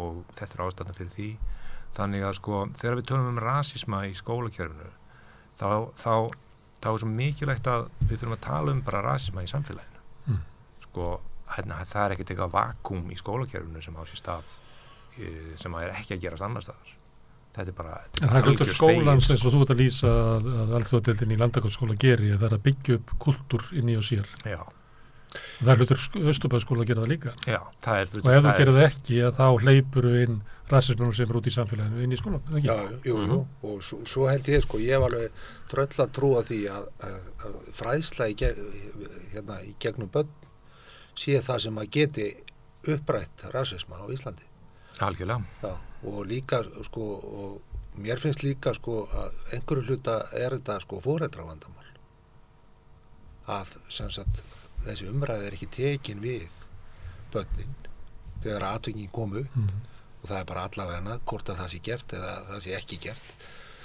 og þar fram eftir göttunum sko þannig að það að virkja foreldrasamstarfið sem sagt í þessari umræðu að það held ég að sé bara lykillinn að því að ýta þessu stað og ég var hérna eftir hennan Kastljósþátt sem að það sem að þetta málefni var tekið fyrir að þá setti ég mig í samband við foreldrafélag og hvattuðu til að sem sagt stíga upp og senda bara harðorða tilkynningu á frístundasvið og hvetja þau til að taka þessi mál föstum tökum. Þetta fór fyrir stjórn síðan hef ég ekki heyrt meira. Stjórn, hvað er þessari? Í foreldrafélagi? Já. Þú veist þannig að viljinn foreldrafélagi taldi þetta ekki vera áríðandi mál? Nei. Ég hef ekki heyrt af þessu sko. Þannig að þú veist þetta bara endar þar og það finnst mér alveg svakalega sorglegt. En er þetta hlutverk foreldrafélagi, er þetta ekki hlutverk skólans, skólastjórnenda að byggja upp inn í skólanum einhvern umhverfi það sem að tekið á svona ofbeldi eins og ofbeldi, það ekki? Jú, það það náttúrulega að hluta til, sko. En náttúrulega það fyrir okkur ekkert ábyrgða að uppfræða börnin okkar. Ég meina, við náttúrulega ákvæðum svolítið líka það hvernig samfélagi við viljum búa í og hvað við viljum leggja að mörgum.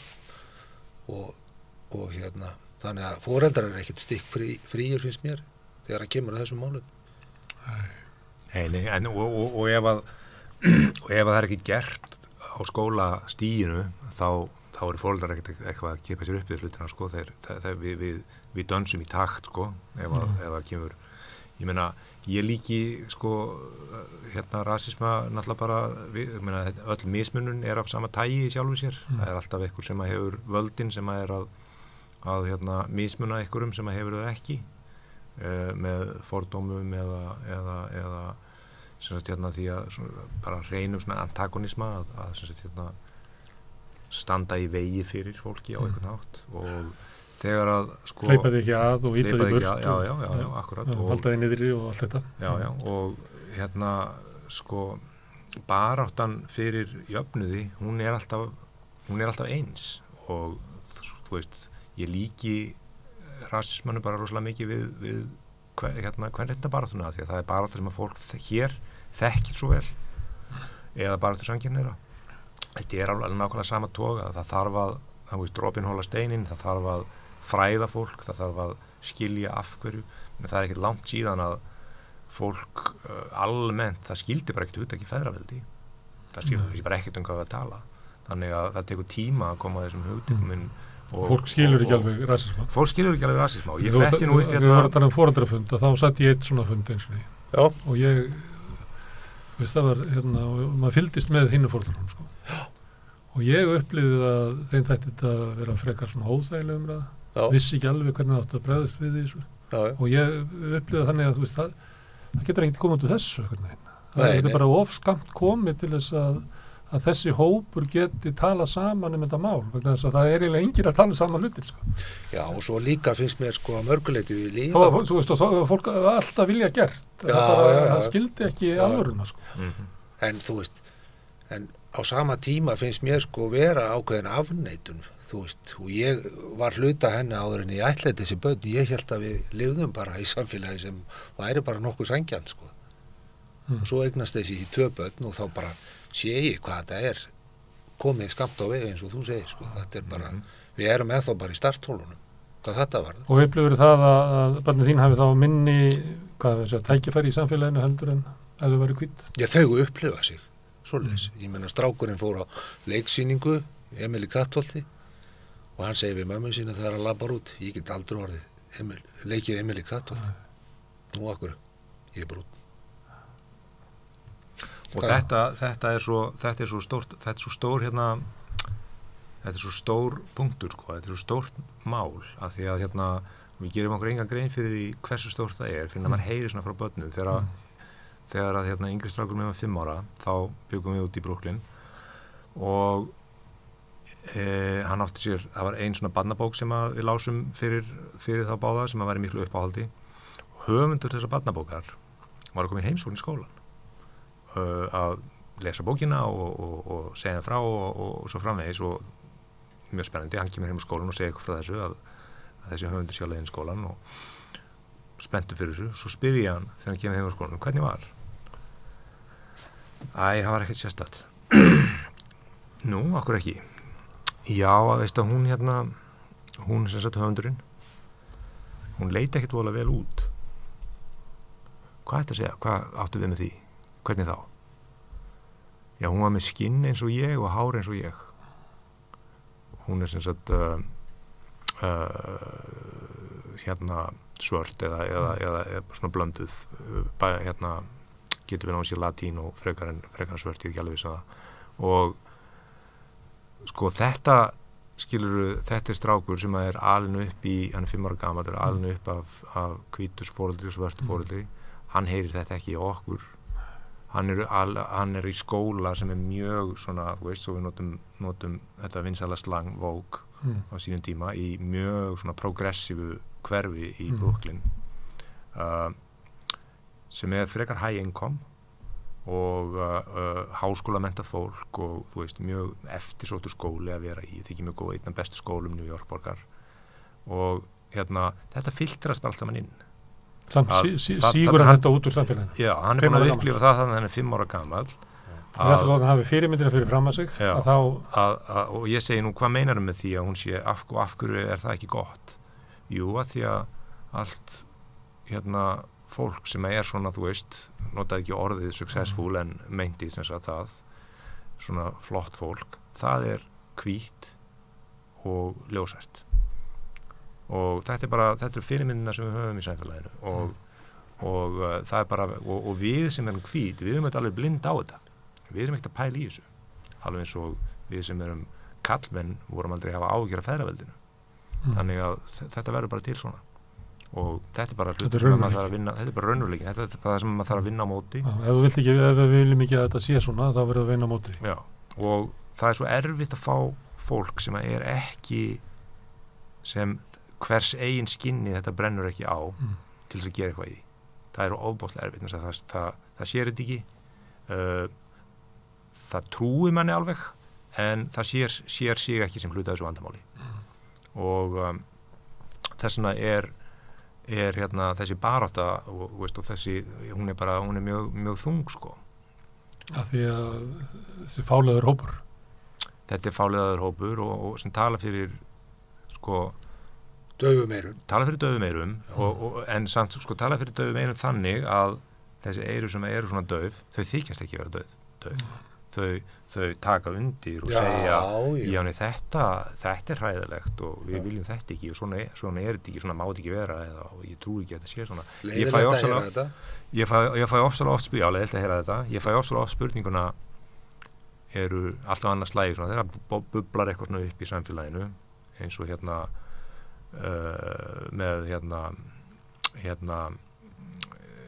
Daniel sem var eftirlýstur og strákurinn sem var tekin í strætó hversu nafni man ekki blínu Gabriel fyrirgeðu ekki og það var nú stór hluti af áramótasköpinu já, einmitt og sem ég sá ekki by the way og sko þá fæ ég oft svona spurningu frá fólki kringum mig fjölskyldna þín að upplifa svona rasisma eða upplifa rasisma og það svo mikill kjarn í þessu sko, það að upplifa rasisma og þá sér það fyrir sér þetta verið að pikka strákunni upp að löggunni, verið að kasta eggjum í húsið, verið að skrifa n-orðið á vegginn heima hjá þér, fólk í hvítum kuplum fyrir utan húsið, það að brenna krossa. Nei, það ekki þannig. En sko, bara í gær þá upplifði ég það að ég var í myndatöku, ég kvikmyndagilamaður, ljósmyndari og það var þeldökk stúlka sem kom og make-up artistinn átti ekki farða í hennar skinntón og hún kvartaði undan því hún gerði það eftir á, seinna, sendi skilabóð til okkar eftir á, var ekkert að gera veður út í því á staðnum þetta rasismi ekki vegna þess að þessi make-up artisti hafi ætlað að vera með eitthvað rasisma og að það veri einbeittur vilji til þess þetta kemur þetta bara fram þetta bara allstaðar í öllum lögum samfélagsins það er ekki gert ráð fyrir að fólki sér til það er ekki gert ráð fyrir þessu fólki þetta er svo aðgengisvandi og þetta er microaggressions sem að talaður sko þetta náttúrulega bara til staðar allstaðar og fólk upplifir mörgursunum yfir daginn mörgursunum hverjum einasta degi ég upplifði þetta ekki, ég hvítur en ég sé þetta í fólkinu mínu og stundum pikka ég upp á því, stundum ekki oftar en ekki, ég geri það oftar ekki heldur en að ég finni það samt ég þetta nálægt viðfangsefninu sko meðvitaður það og brennur á skinni fjölskyldna minnar og þá er þetta að tala alls konar hluti eins og bara augnaráð og svona bara viðkomu fólks algjörlega sko augnaráð viðkomu svona viðmót og svona orðræða svona bara ensku já og þú veist hvaðan eru þið og svo framvegis sko. og að tala með litlum heim einmitt og þessu Íslendingar flott íslenska sem þú talar og alls konar Já, fjölskyldur tala nú endur ekki íslensku en það önnur saga en já, þetta er allt saman svona, sko. En að því að ræðsum er náttúrulega alls þar en ég fekk ykkur til þess að tala skólakerfi og að sömuleit eru þau að tala að leiðin til þess að breyta þessu sé líklega þar. Já. Og það er nú verið talað það að skólinn til þess að kenna börnum að lifa í lýðræðissamfélagi. Lýðræðissamfélagi þannig að það séu allir sem þáttakatur í því. Já. Og þetta er bara eina mikilvægustu skildum skólans. Já. En þeir að segja að skólinn sinni ekki þeim skildum. Nei, og það sem mér finnst líka er það að hann er ekki meðvitaður þetta. Eins og til dæmis það að ég fletti í gegnum skólablað skólans sem að krakkarnir mínir eru í og það er til dæmis viðtal við fótboltastelpur og það eru allar hvítar. Og það er allir viðmælirnir hvítir en samt er þetta gert undir leiðsögn kennara. Tveir af þeim sem voru í ritnefnd voru starfsmenn skólans. Þannig að það vantar þessa hugsun að það þurfa að taka tillit til allra kynþátta og innlega það. En er það ekki oft þannig var það þegar ég var í skóla þeir sem sá skólablaði það voru bara vinsölu krakkarnir í bara klíka sem sá þetta. Já. Allir sem ekki fyttuð inn voru skildir eftir. Já. Gat verið kynþátti eða hverju sem sko. Já. En þarna ég tók eftir stemmingin í skólanum kannski fær rasisminn að grassera því að þessi stemming ríkjandi í skólanum. Já, það geti. Já, það er algjörlega, þú veist, það um leið og að verður til kúltúr að þú minnst nú á þaðan sem að er að vinna mótið þessu og þá breytast hlutir og það getur sko, þú veist, þetta er rosalega stórt vandamál sem er út allt, sko, þá er fljótlegt að breyta kúltúr í svona smærri einingum, bara eins og skóli það er ekkit rosalega mikið mál, það verður að koma að ofan, það verður að koma frá fullorðna fólkinu, það verður að koma frá kennurunum og frá foreldrunum sem að bera ábyrgð, sem að þurfa að stíga fram og taka ábyrgð á því ef að krakkar eru í rasískri orðræðu eða einhverju hegðun eða einhverju slíku. Það er ekki hægt að líta bara í hinn áttin og segja að hann veit ekki betur, þetta var bara svona, hann meinti ekkert með þessu og svona, það voru svona dálítið svörin sem ég fekk. Þetta var bara eitthvað þau pikkaði upp úr þessi orð upp úr rapplögum og viti ekki hvað þetta þýðir og vita alveg hvað þetta þýðir og það þarf að stíga inn og tala þetta og segja af hverju er þetta vont, hvað er rangt við þetta og hvað maður gerir í staðinn. Já, en svo upplifir maður líka þetta að þú ert með í rauninni þú ert með allan infrastruktúrin, hann er tilbúin, ég meina ef við skilgreinum þetta sem bara ofbeldi að ef það kemur upp líkamlegt ofbeldi eða kynferðislegt ofbeldi í skóla þá er til farvegu fyrir það alla leið. Já. En ekki fyrir þetta. Nei, en þú veist, við þurfum ekkert að smíða neitt eitthvað öðruvísi í kringum þetta, ef við skilgreinum þetta bara sem ofbeldi. Já. Þú veist, þá bara ef þú segir svona við mig að þá, þú veist, ertu bara að lemja mig eða hvernig sem það. Einelti auðvitað, það er auðvitað til prótokólar í kringu það, sko. Þetta náttúrulega, þetta getur fallið þar inn, sko. Já. Og mér minnir að ég hef tilkynnt þetta atvik í gegnum eitthvað konar eineltis svona gátt á S-síðu skólans, maður rétt. Það er allavega til, sko, þannig að það sem að þú ert að segja við getum gott að þykja litt við það að þegar þetta nefnt að þá eru viðbröð skólakerfisins svona, já, hvað viljið þið gera?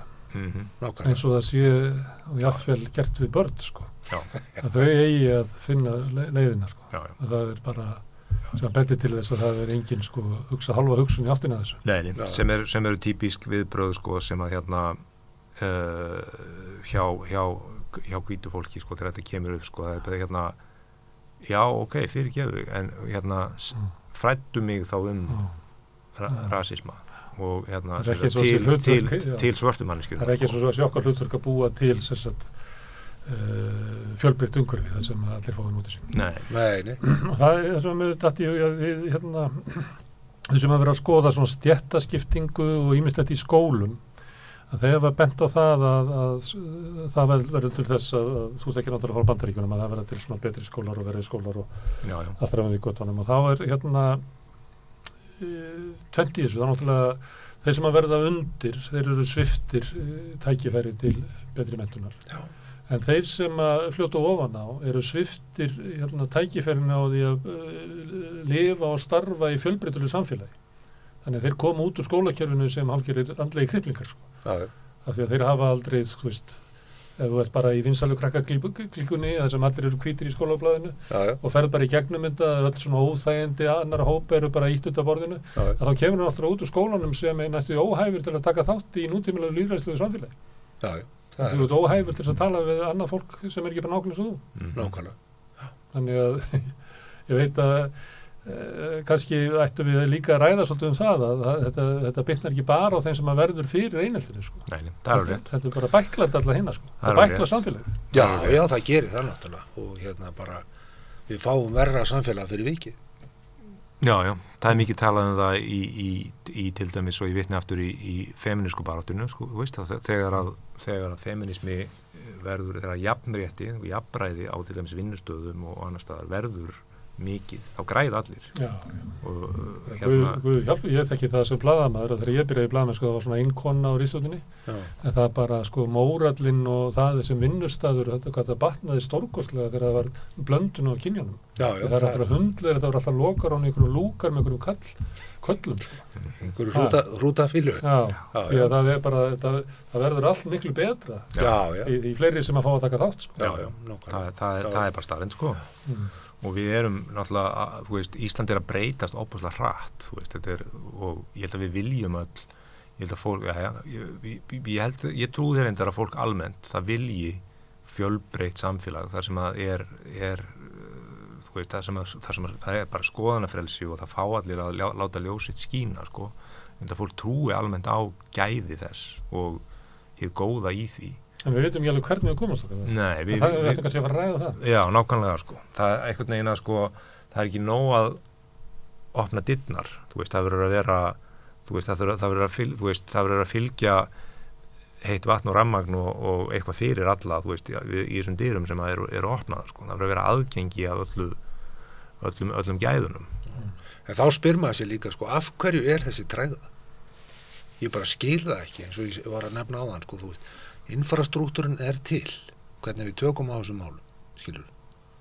En þá vantar einhvern veginn bara að mótivera samfélagið. Eða ég veit það ekki. Þetta er því þegar Snorri var að tala að við erum náttúrulega að taka á móti mikið af flóttafólki. Já.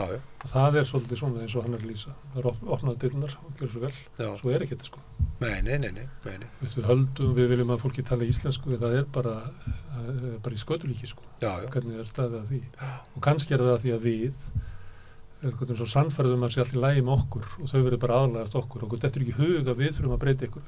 Til dæmis að bjóða upp á íslensku kennslu eða bjóða upp á eitthvað fyrir þá sem eru að koma hingað til þess að þeim líði betur. Já. Af því að við teljum að við þurfum ekki að breyta neinu. Það ég veit ekki. Nei. Já. Akkurat. Sko það er hérna til að svara þér aðeins Tryggvi með hérna sko af hverju er svona mikið tregða. Já. Það er sko hérna það er mikið talað í Bandaríkjunum hérna sko það sem er kallað hérna unconscious bias, svona ómeðvitaðir fordómar. Og að sko að þegar að okkur er bent á rasisma að þá er svo óþægilegt fyrir okkur að taka því að því að við þekkjum svo mikið af því úr okkur eigin fordómum.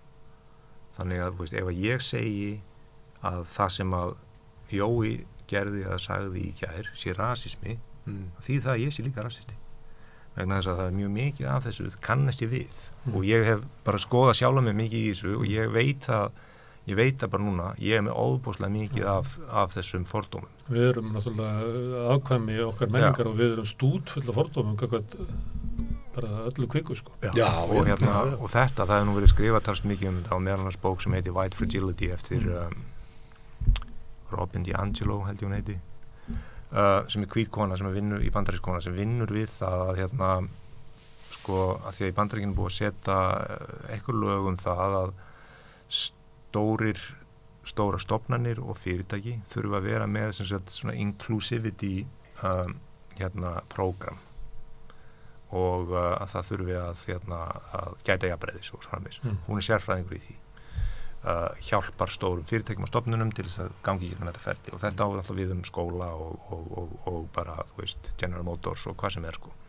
Og það sem að hún hefur ekki sig á er þetta vandamál að rasismi vekur upp þessar myndir sem eru svo ofboðslega harkalegar, Ku Klux Klan og svo framvegis og við erum svo hrædd við að setja fólk undir þann hatt vegna þess að það er svo brjálæðislega harkalegt, þetta er svo ofboðslega þungur dómur og við sjáum sjálf okkur svo þú veist, það er svo margt sem er verið að fjallum, við vitum að við erum sekúndar líka, þannig að þá förum við þangað líka í innan hreinsunareld, sko.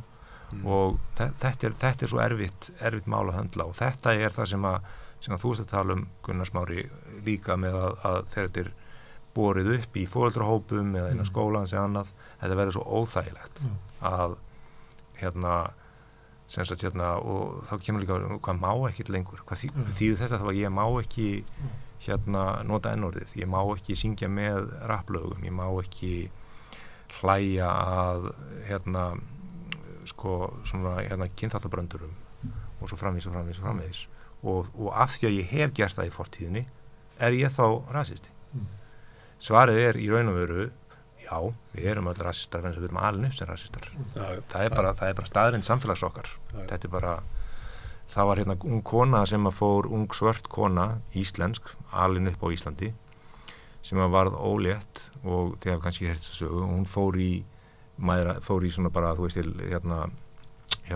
til lækni, sko, og þar er þess krafist að hún fari í eitthvað ákveðið próf og vegna þess að samkvæmt einhverju löggjöf sem var sett fyrir, þú veist, 60, 70, 80 árum þá var það viðtekin hugmynd að svartar konur væru miklu líklegri til þess að fá sykursýki ef ég man rétt á meðgöngu. Þetta er eitthvað sem er löngu búið að afsanna, þetta er algjörlega úrelt. Þetta er bara í kerfinu. Við erum ekkert saklaus af því á Íslandi að hafa erft svona skoðanir. Þetta kemur sjálfsagt bara frá Danmörku sem er fyrrverandi nýlenduveldi sem á ekkert fagra sögu í þessum málum frekar en önnur og svona hluti bara síðast inn í kerfið og eru ómeðvitaður bías, ómeðvitaður fordómar sem við erum bara búin við. Það er þetta sem við þurfum að vinna og erum að díla við, sko. Sem eru víðar og útbreyttara heldur en svona það sem að sést og heyrist. Já. En í skjóli þessa þá ræktast þitt, helst þitt. Algjörlega. Og þetta kemur í veg fyrir að fólk þorir ekki að tala þetta. Og það er það versta, sko. Sömunnið er þetta kannski staða fólk sem ekki þekkir til þess að vanda og er með svona automatíks viðbröði svo þú ert að segja að upplifir þetta einhver leyti sem ásökun en kannski bara við maður þetta ímynda sér miðaldra kalla 1970 og 1980 að tala kvenfrelsismál. Já, ég held að það sé já. En hvað var gert þar? Hvað breytist? Var ekki bara rætt málin og hægt og bítandi, svo dóuður nú sem eru eldur kynslóðan hörfu og eitthvað hefur það skánað. Já, nákvæmlega. Eitthvað hefur það skánað, engin spurning en þetta er lífsegt, svakalega lífsegt og en ég finn að ég vinn talsvert með ungu fólki og oft á tengdum eitthvað svona málefnum og það er ofsalega þetta er allt öðruvísi þetta er allt annur kynslóð, þetta er allt annur kynslóð, þetta breytist með kynslóðum, sko. Þetta tekur kynslóðir að síktast út, sko.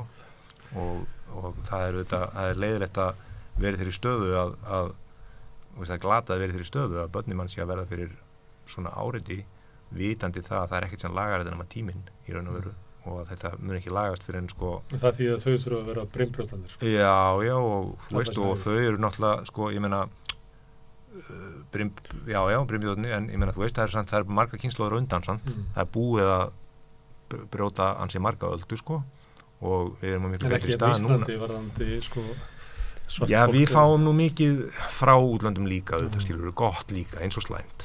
Það nú, þú veist, eins og hérna, ég meina, það enginn til í að, gangast við því á Íslandi hann sé rasisti.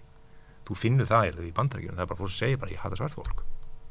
Og bara outspoken rasistar. Það mjög sjaldgæft hérna, mjög sjaldgæft. En ég held til dæmis að við getum sko með að vera með fyrirmyndir og hampa þeim svolítið. Og bara hampa þeim bara töluvert sem að lítið öðruvísi útheldur en megnið af þjóðinni. Að það hefur, ég finn það bara í gegnum börnin mín sko að það að sjá dökkan mann vinna spretthlaup, skilur. Það ákveðið búst sko. Já, líka fá það bara í fréttasettið á RÚV að segja sannleika segir í fréttunum þetta helst og vera rödd sannleikas. Já, nákvæmlega. Það komin ein stelpa í Kastljós, það engin í fréttasettinu. Nei, nákvæmlega. Og svo til dæmis sem að ég hjó eftir að maður fór að skoða þetta svona grundigt að til dæmis Háskóli Íslands hann auglýsir sem sagt á innritunarsíðunni hjá sér námið og þar eru 4 hvítir einstaklingar og endurspeglar þetta háskólaumhverfið og gagnrýna hugsun. Já, þú meina svona auglýsingaefninu frá þeim mennur. Já, markaðefninu, já. Þetta mikið og þetta sem, þú veist, fyrirmyndirnar, já, þær eru mikilvægar, þú veist, ég meina við vorum með svartan forseta í Bandaríkjunum fyrir ekkert svo lengu og þú veist, það eru þú veist, það er svartir íþróttamenn á Íslandi sem að skara fram úr og svona eitt og annað, en það er líka svo mikilvægt að akkurat þetta sem þú ert að segja, Tryggvi, það þetta sé sko, þetta maðurinn á götunni sko.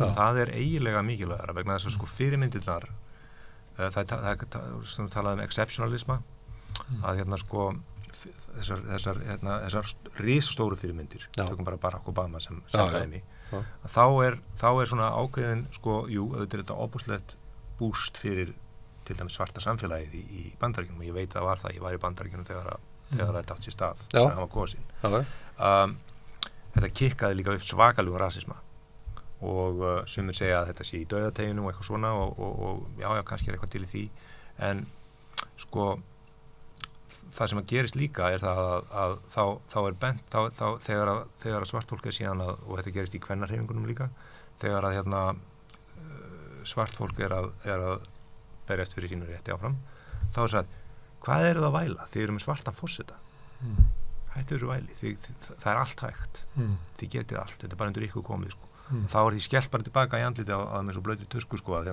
þið eru þá bara aumingjar því komast ekki svona langt þetta er mjög þekkt úr kvenréttindabaráttunni sko. Það skiptir meira máli að hafa andlitin á þeim sem að eiga tákna nafnlausa stúdenta í kynningarefninu á háskólanum að það sé líka alls konar fólk. Það þarf að vera staða líka sko. Og háskóli þarf náttúrulega að gera eitthvað í því því það er náttúrulega alveg feiknilegt brottfall af innflytjendum þannig að það hægt að fylgjast með því það ekki það að fylgjast með lítrati en það margfalt á við innfætta úr framhaldsskóla og það komið háskóla prófessor að vera að tala og þeir segja að þau sjáu alla innflytjendur, þeir eru bara farnir þeir eru komnir í tímana hjá þeim, þeir eru komnir lengra í háskólanáminu að þá bara engin eftir og þetta er náttúrulega stórkostleg sóun á mannauð bara linnulaust og mér finnst ég líka að sjá þetta bara til dæmis í íþróttum og þessu sko, ég meina, þú veist, við erum með handboltalandslið og við erum með fótboltalandslið og það ekkert að dökku fólki eða fólki af öðrum kynstofni. Það er einn og einn sem að kemur. En mér finnst það bara ekki nóg. Af því að þetta eru fyrirmyndina sem að börnin okkar sjá og horfa upp til. Ekki spurning. Þannig að og ég skil ekki af hverju að þessir einstaklingar skilja sér ekki upp í meistaradeild nei, en þetta bara svona efni sko. Á sínum tíma þá gerði ég það reglulega alltaf að skoða svona þriðja flokk í leikni leikni, ekki leikni þannig upp í Evróbrjóti og var alltaf að lesa eftirnöfnin alltaf að bíða eftir að kæmi sko innflytjenda strömmurinn. Það gerist ekki. Ég sá það, ég ekki hávísatileg en mín svona upplifun var það að það var einmitt þessi útilokun sko, að jafnvel þú sért með eitthvað sem maður myndi gera ráð fyrir því að innflytjendur myndu finna sig í að þetta fara í sportegulis þá það líka þessi að þótt þú komir á æfinguna þá það bara upplifur að þú ert ekki til í hópnum. Og svo mann sagt frá fólki sem fyrir við Breiðholti að kannski í öðrum íþróttagreinum sem eru kannski ekki eins vinsalar hjá fjöldanum, að það kannski fullt af einflýtjendum. Já. Þetta er elitismi alveg út allt sem bara en þetta til dæmis upplifði ég rosa sterkt sko þegar ég var með krakkana unga og var að fara í sund að þú veist, það er stöðugt verið að glápa á þau bæði fullorðnir og börn og þetta fór alveg rosalega í taugarnar og ég skil það með þetta vel sko að þú upplifir því bara, þú ert ekki hluti af samfélaginu, það er bara allir horfa á þig eins og þú sért geimvera eða og þetta til dæmis þarf sko, ég meina þú veist bara að auglýsa eða vera með áróður gegn það sé ekki ásættilega hegðun ég meina psoriasis stara og lítið barna því að það eru svo lítið nákvæmlega, ég meina psoriasis félagið er með áróður í sundlögunum og stóma félagið líka sko, þú veist, þetta var bara að vera líka þar finnst mér Herðu, ég ætla þakka ykkur fyrir og segi eins og ofta áður að við munum halda áfram að ræða þetta mál hérna við Rauðaborðið en við ætlum að skipta gír núna, við ætlum að tala allt sem við eigum, auðlindirnar í raforkuna og heita vatnið og fiskana og vindin við Indriða H. Þorláksson eftir augnablik.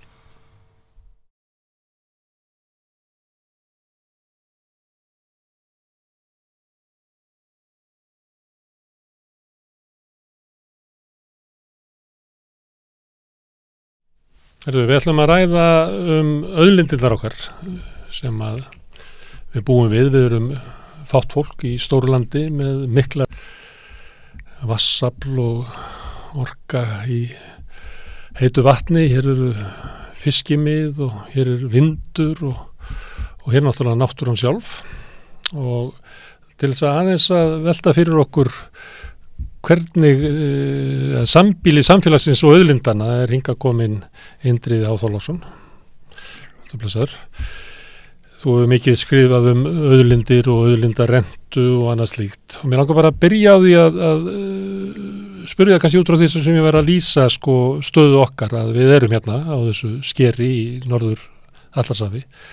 Við erum fátt fólk á stóru landi með gríðarlega auðlindalöksu í kringum okkur og er það svo að við ættum að horfa á það að við, samfélagið sem er þá líklega ríkisvaldið, ættum að hafa tekjur af auðlindunum okkar eða eigum við að leyfa, bara fyrirtækjanum að nýta auðlindunar og í trausti þess að arðurinn af auðlindunum myndu einhvern veginn hríslast út í samfélagið.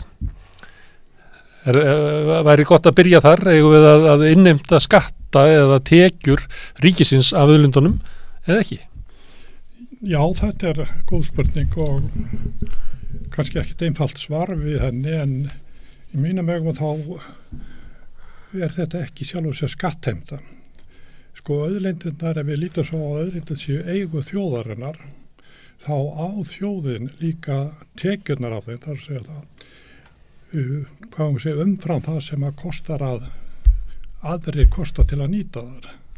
Þannig að þetta er ákveðið samspil opinbera valdsins og fyrirtækjana og ég er ekki að tala fyrir því að ríkið eigi að nýta sjálft þar segja allar auðlindir og svo framvegis heldur að það er að tryggja það að þjóðin fái sinn skamt. Þannig að þjóðin er þarna bara aðilað málinu strax í upphafi því að hún á auðlindirnar. Já, hún á auðlindirnar og það er kannski grundvallaratriði sko og við þurfum að hafa því í huga að þó að auðlindir landsins séu miklar þá eru það takmarkaðar. Það eru takmarkaðar bæði af efnahagslegum og tæknilegum eða náttúrulegum ástæðum. Við höfum takmarkanir í fiskveiðum, það getur ekki hver sem farið og veitt fisk vegna þess að ofveiði gæti eyðilagt þessu auðlind.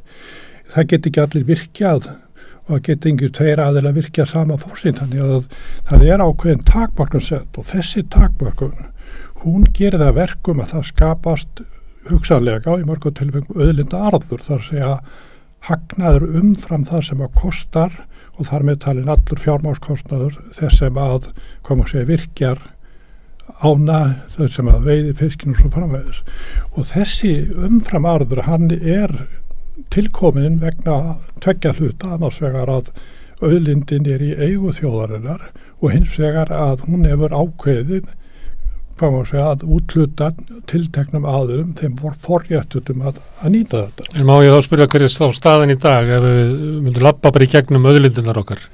Hvert fyrir arðurinn af fiskveiði auðlindinar? Sko, í dag það þannig að, og ég vil kannski taka fram að ég fyrst og fremst að tala þær auðlindi sem að gefa af sér auðlinda arð, sem að sæta takmarkunum og þessa forsendu til þess að auðlindar myndist eftir staðar.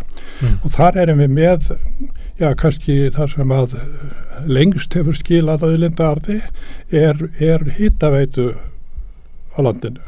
Þær hafa hins vegar verið í eigu fólksins, þar sé að sveitafélagana, og þær hafa löngum verið og lengst að verið afhendar fólkinu nánast á kostnaðarverði. Það var ekki verið neinn auðlinda myndun og arðsöfnun umfram það. Þannig að það má segja að þessar auðlindir hafi skilað sér til þjóðarinnar. Arðurinn á þeim skilað sér í lágu hitaverði, sem er mikil verðmætt í dag. Það er mjög mikil verðmætt og þetta er kannski verðmættast á auðlindir sem við höfum. Og sem betur fer hún í eins og segja, eigu opinber aðila og dreifingu þeirra. Síðan erum við með auðlindir eins og veiði, altså fiskveiði auðlindina. Hún takmörkuð.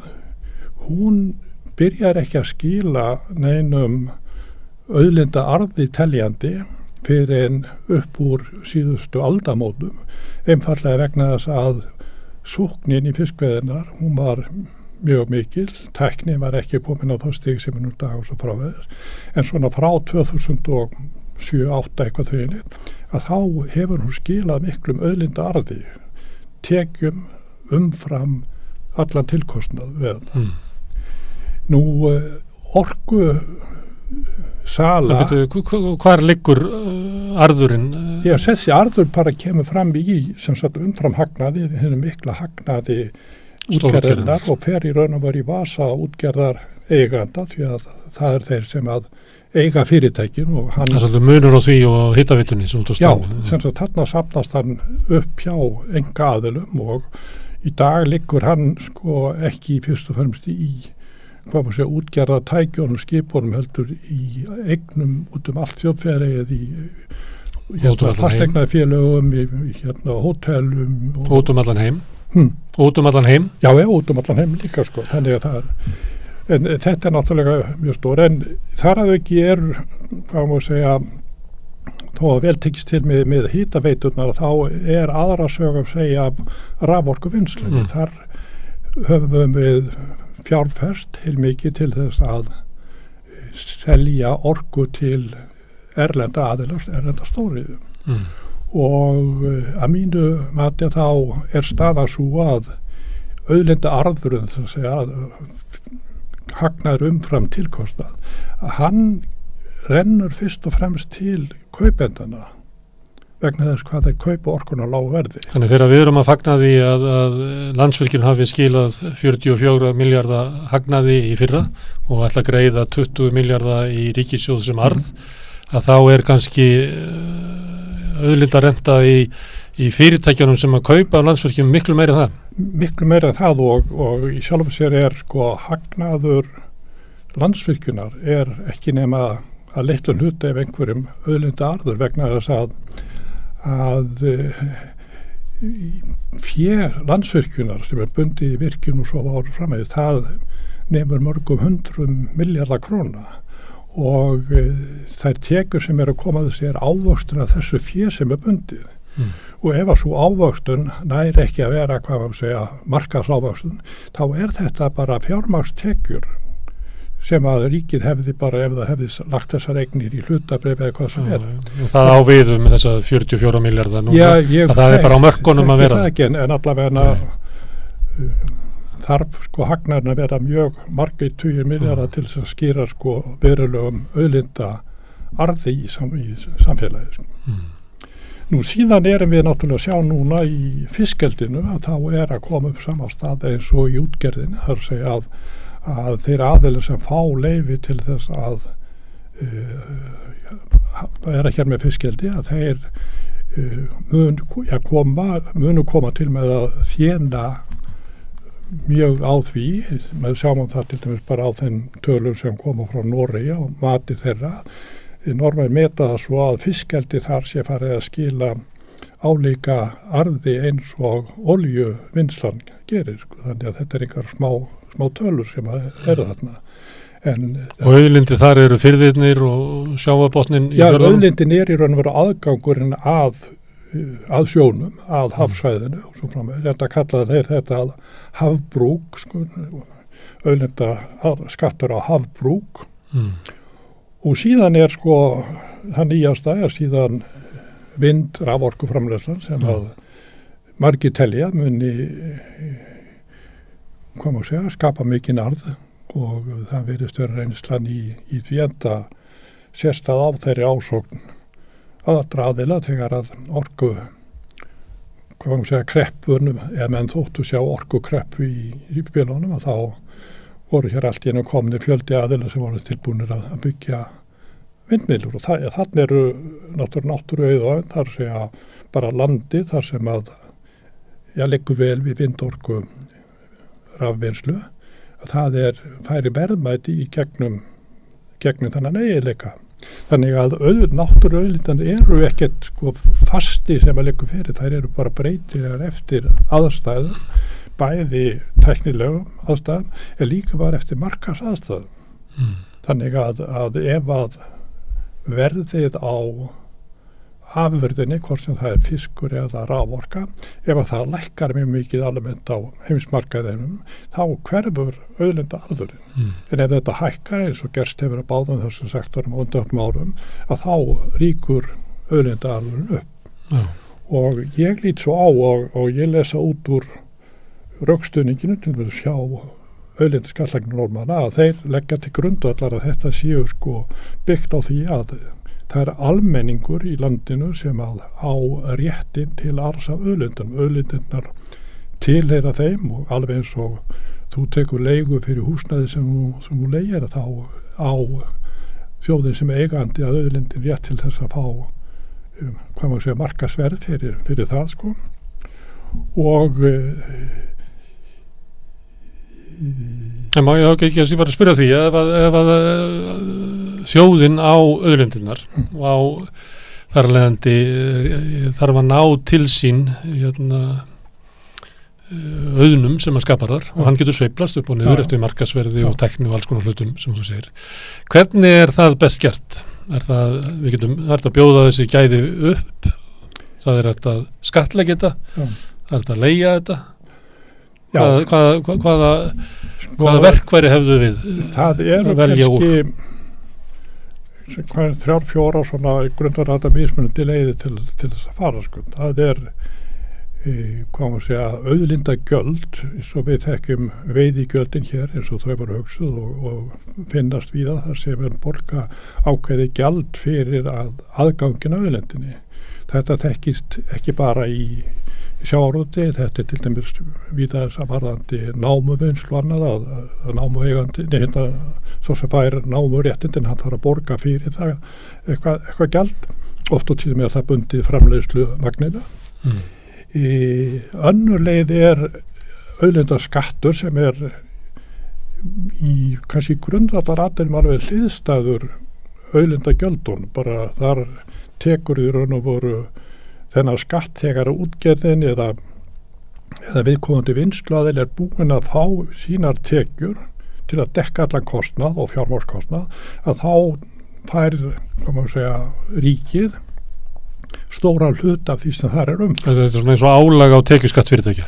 Já, en samt sem áður stofnir öðruvísi reiknæfingar þess að þeir afskrifa alla fjárfestingar og svo framvegis í þessu dæmi eins og norma að gera. Þetta svona önnur leið. Þriðja leiðin síðan einhvers konar uppboð á heimildunum, bjóða upp fiskveiðikvóta og svo framvegis, eða þá að hann leigður út bara með einhverju föstu gjaldi árlega sem ræðst á að markaði. Það leigi bara sem að treysta þessi til þess að gera góðan business úr því, aðrir eru bara í landi. sko þannig að það eru til mismunandi leiðir en sko því miður að þá má kannski segja að það sé böl í þessu efni því að við sjáum að það hér á landi þá fer umræðan út í það að ræða tæknilegu lausnirnar í staðin fyrir að ræða prinsipin. Það verðast flesti vera sammála það að auðlindirnar tilheyri þjóðinni. Það verðast flesti vera sammála að þjóðin eigi rétt á arðinum og það, en síðan rífast menn það og segja ég vil hafa hér uppbóðsleið og ég vil fara fyrningaleið og ég vil fara veiðigjaldaleið eða eitthvað þess að það. Í staðin fyrir að mér finnst að það hvílir svo skylda á okkar stjórnmálumönnum að taka afstöðu til þessar grundvalda spurninga sem að er þarna, þar að segja á þjóðin auðlindirnar og á hún allar rétt á að fá auðlinda arðin. Já. Segjum að við sem komið þangað að þjóðin eigi auðlindirnar og þjóðin eigi rétt á að fá réttlátan hluta af arðinum. Þá þurfum við kannski næst að segja, já, hvað er þetta mikill auðlindaarðurinn? Sko, hann er býsna mikill. Ég hef svona reynt að slá mati á það lauslega og mér sýnist að ef við lítum bara á fiskveiðiauðlindina og á raforkuframleiðslunum sem við hefðbundum aðferðum og þá getum við verið að tala einhvers staðar á bilinu 50 til 70 milljarðar. Og ef við lítum til og í dag, þú veist að segja áðan að hagnaður Landsvirkjunar er svona venjulega ekki hluti það er bara renta og fjárfestingu og svo vitum við að veiðigjöldin hafi verið kannski svona 5, 6, 7 milljarðar. Já, en sko, það sem ég meti í þessu safni er í raun og veru tvennt annars vegar er það umfram hagnaður í útgerðinni, hagnaður útgerðinni umfram allan tilkostnað fyrir og í sambandi við raforkuframleiðslu stóriðju að þá er þetta byggt á í raun og veru mismununum á markaðsverði á raforku og því verði sem að álfyrirtækin eru að borga hérna. Þannig að þetta kemur ekki fram í hagnaði Landsvirkjunar. Kemur fram í fyrirtækjan. Já, þetta er sem sagt, þetta tekur sem að við höfum orðið af með því að fara í þessa langtíma raforkusamninga. En við tókum þessar tvo stofna, þú metur á þessi 50 til 70 milljarðar og það er leifilegt að vera með svona rúmt, sérstaklega að spurja þig bara sko, í tekar en og á móti kemur þá svona 5 milljarðar sem við tökum inn í veiðigjöld. Er þetta eðlileg skipting? Segjum að þetta læri töluna 50 milljarðar eigandi fáið 5? Ég tel það alveg frálegt og hef bent á það sko. En sko þegar að litið er á allt fiskeldið og annað þess áttur og miðað við að það muni ganga hér svipað eins og í Noregi að þá gætu við verið að tala hér að auðlindaarðurinn væri svona einhvers 2-3% af landsframleiðslunni og sem að er þá einhvers staðar 70 til 100 milljarðar og þar af eru miðfæksi eða eigandinn að fá kannski miðað við núvarandi kerfi einhvers staðar 10-15 milljarðar sem þið finnst þá lágt þið finnst þá lágt og sem að segja okkur náttúrulega að megin parturinn af arðinum rennu til annara en það sem er kannski því til viðbótar að segja er að þessi hagnaður, þessi umframhagnaður að hann sko skila sér ekki heldur í skattgreiðslum þessar aðeila ríkisins vegna þess að bæði innlenda félags- og skattalöggjöf geta kleift að menn geta nánast fresta skattgreiðslum á hagnaði fyrirtækja mjög lengi og að stórfyrirtæki sem reka hér stóriðju þær hafa fundið leiði til þess að koma hagnaði sínum úr landi án þess að borga skatta þannig að það er ekki heldur tekið á þessum hluta þannig að hvað maður segja tjón okkar af aðgerðaleysi og stefnuleysi sem álum er þar leiðandi svona mikil. En ef ég má spyrja þig, ef að það eru auðlindaarðurinn séu 100 milljarðar svona, við erum að nota þumalputana bara, hvað myndir þú telja að vera eðlilegt að eigandinn taki til sín? sko í grundvallaratriðum þá lítið svo á að þjóðin eða eigandin eigi allan arðin, þetta sé partur af hans eign. Þannig að þeir sem að nýta auðlindunar eigi bara að hafa arð af venjulegri atvinnustarfsemi en auðlindarentan eigi að renna öll til eigandina. Já, það sko í prinsipi. Hins vegar að þá verðum við líka að hafa í huga að það eru sveiflur í þessu og það kann að vera tilefni til þess að, hvað má segja, hvetja, hafa hvatakerfin til að nýta þessi auðlindir og svo framvegis. Síðan þetta líka spurningin að mæta svona öðrum pólitískum sjónum byggðastefnu þess átta, þannig að ég held að sé óhennat að gera ráð fyrir að allur auðlindaarðurinn skilir sér minn, en það á hins vegar að vera, hvað maður segja, ákvörðunaratriði stjórnvalda í landinu, hvað það stór hluti, og það á að vera, hvað maður segja, raungerast í einhvers konar reglum eða samningum við þá sem nýta það, en vel að merkja samningum þar sem að ríkið sterki aðeilin, því að það hann sem að fer með hagsmuni almennings og honum á ekki að leifast að, hvað maður segja, að láta ekki almæri heillina ráði þessu efni. Og ríkið geti til dæmis tekið ákvörðun að tek svona kröfur sem uppi handfæra veiðar verði gerða frjálsar, að það sé þá bara tekin hluti út úr fiskveiðiauðlindinni og nýtt með sama hætti og við nýtum hitaveituna, það bara fært til fólksins sem aukin lífsgæði. Já, og þetta líka vel þekkt á Noregi, sko, þeirra fiskveiðistjórnandi kerfi að stórum hluta svona byggða tengd, sko. En þetta undirstrykar hins vegar það mikilvæga og galla með þær ýmsar hugmyndir sem hafa verið varðandi stjórnarskrána og þetta undirstrykar nauðsyn þess að stjórnarskráin eða einhver lög segi það með afdráttarlausum hætti að arðurinn eign þjóðarinnar og honum á ekki ráðstafan ef komið fullt gjald fyrir. Og þessi skýrt hvað felst í lögfræðilega hugtakinu þjóðs. Það sé skýrt hvað felst í lögfræðilega hugtakinu þjóðs. Það er ekki það sama ríkið. Nei, það ekki sama ríkið, sko, ríkið svona einhvers konar annar aðeins. Framkvæmda armur þjóðarinnar, en það ekki þjóðin. En ég las nýlega mjög fróðlega grein eftir norskan fræðimann sem að rekur það hvernig sko almannarétturinn til nýtingar á landi og vatni eða hafi hefur í raun og veru þróast frá fornum tíma, sko, í Noregi og inn í fyrstu löggjöfunar og reyndar Guðbrandarslögin, sko, Gulaþingslögin sem var undirstaða löggjafar á Íslandi, þar sem að raun og veru almenningur í byggðarlaginu átti allan rétt til þess að nýta í eigin þágu þau landgæði sem fyrir voru. Já, almenningin, bæði til lands og sjávar. Já.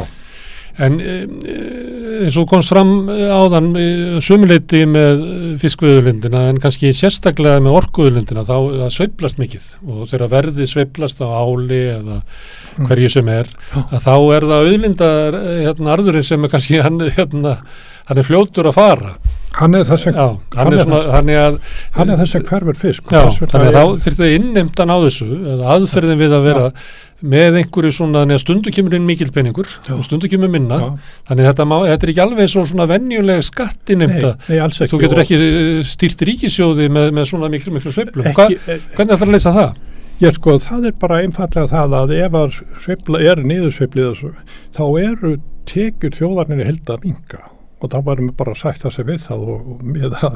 Þá lítur að draga þetta inn í einhver svona sjóð sem að síðan hægt að sækja jafnara út úr. Menn geta alltaf gert þetta með mismunandi hætti til að jafna svona sveiflur eins og norðmenn hafa gert með olíusjóðinu og svona með, sko. En það ekkert komist hjá því að ef að rauntekjurnar minnka vegna þess að verðmæti auðlindarinnar minka, sko, að þá það eitthvað sem skerðir lífskjörin, það óhjákvæmlega, en ef þetta vext á en þess vegna líka, sko, og ég held að það sé mikilvægt að halda því til haga að svona auðlindagjöld að þau skerða ekki afkomu, eðlilega afkomu atvinnurektan. Auðlinda hverfur áður heldur að því að komið og auðlindagjöldin sömuleiðis.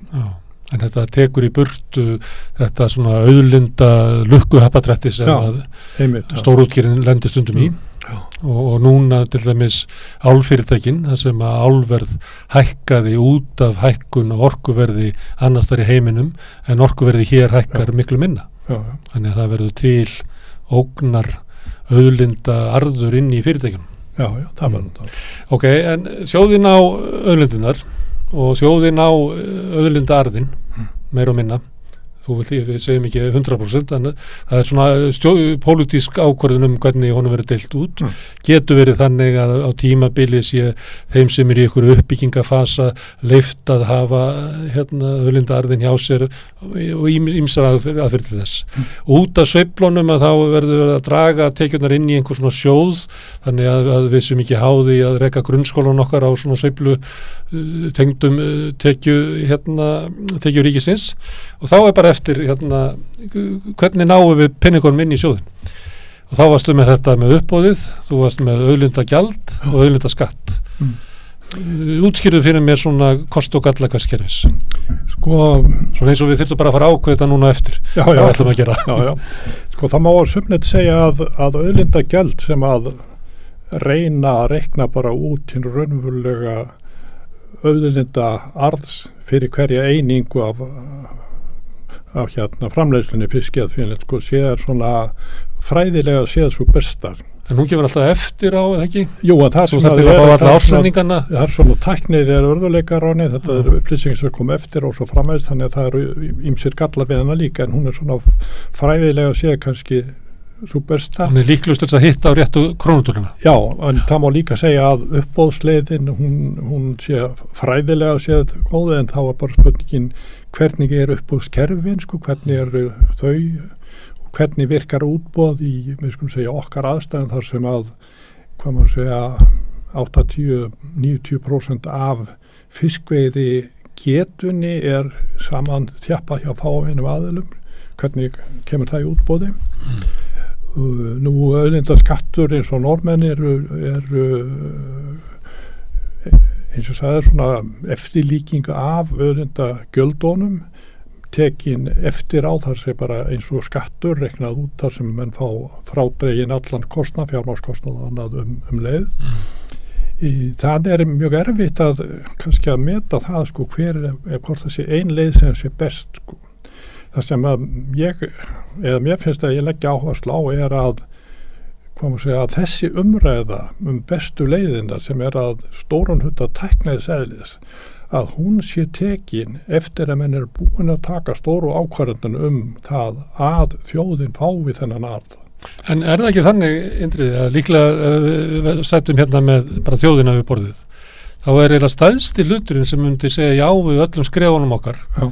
Þangað til að kemur að tæknilegu útfærslunni og þá sundrast alltaf hópurinn. Jú, þess vegna segi ég ef menn sameinustu markmiðið og hvernig það er að vera að þá er hitt orðið meira svona tæknilega aðfarafræði eða tæknilega útfærsla sem að ég efast ekkert að okkar ágætu sérfræðingar ýmsum sviðum getur leyst úr og ég held að það eigi ekki vera val eina leið, það geti verið mismunandi leiði. Ég sé ekkert hitt í fyrirstöð að það sé ákveðið til dæmis veiðigjöld í grunninn sem að menn að taki kannski 60, 70, 80% af auðlindaarðinum og hafa síðan uppboð á þessu, þannig að þegar mann bjóða í þá vita þeir að þeir þurfa að borga þessi veiðigjöld að þessu, þannig að þetta er ekki að mína mati hreinar leiðir sem verði að velja heldur að reyna að finna einhverja blöndu sem að fullnægi best þeim skilyrðum að skila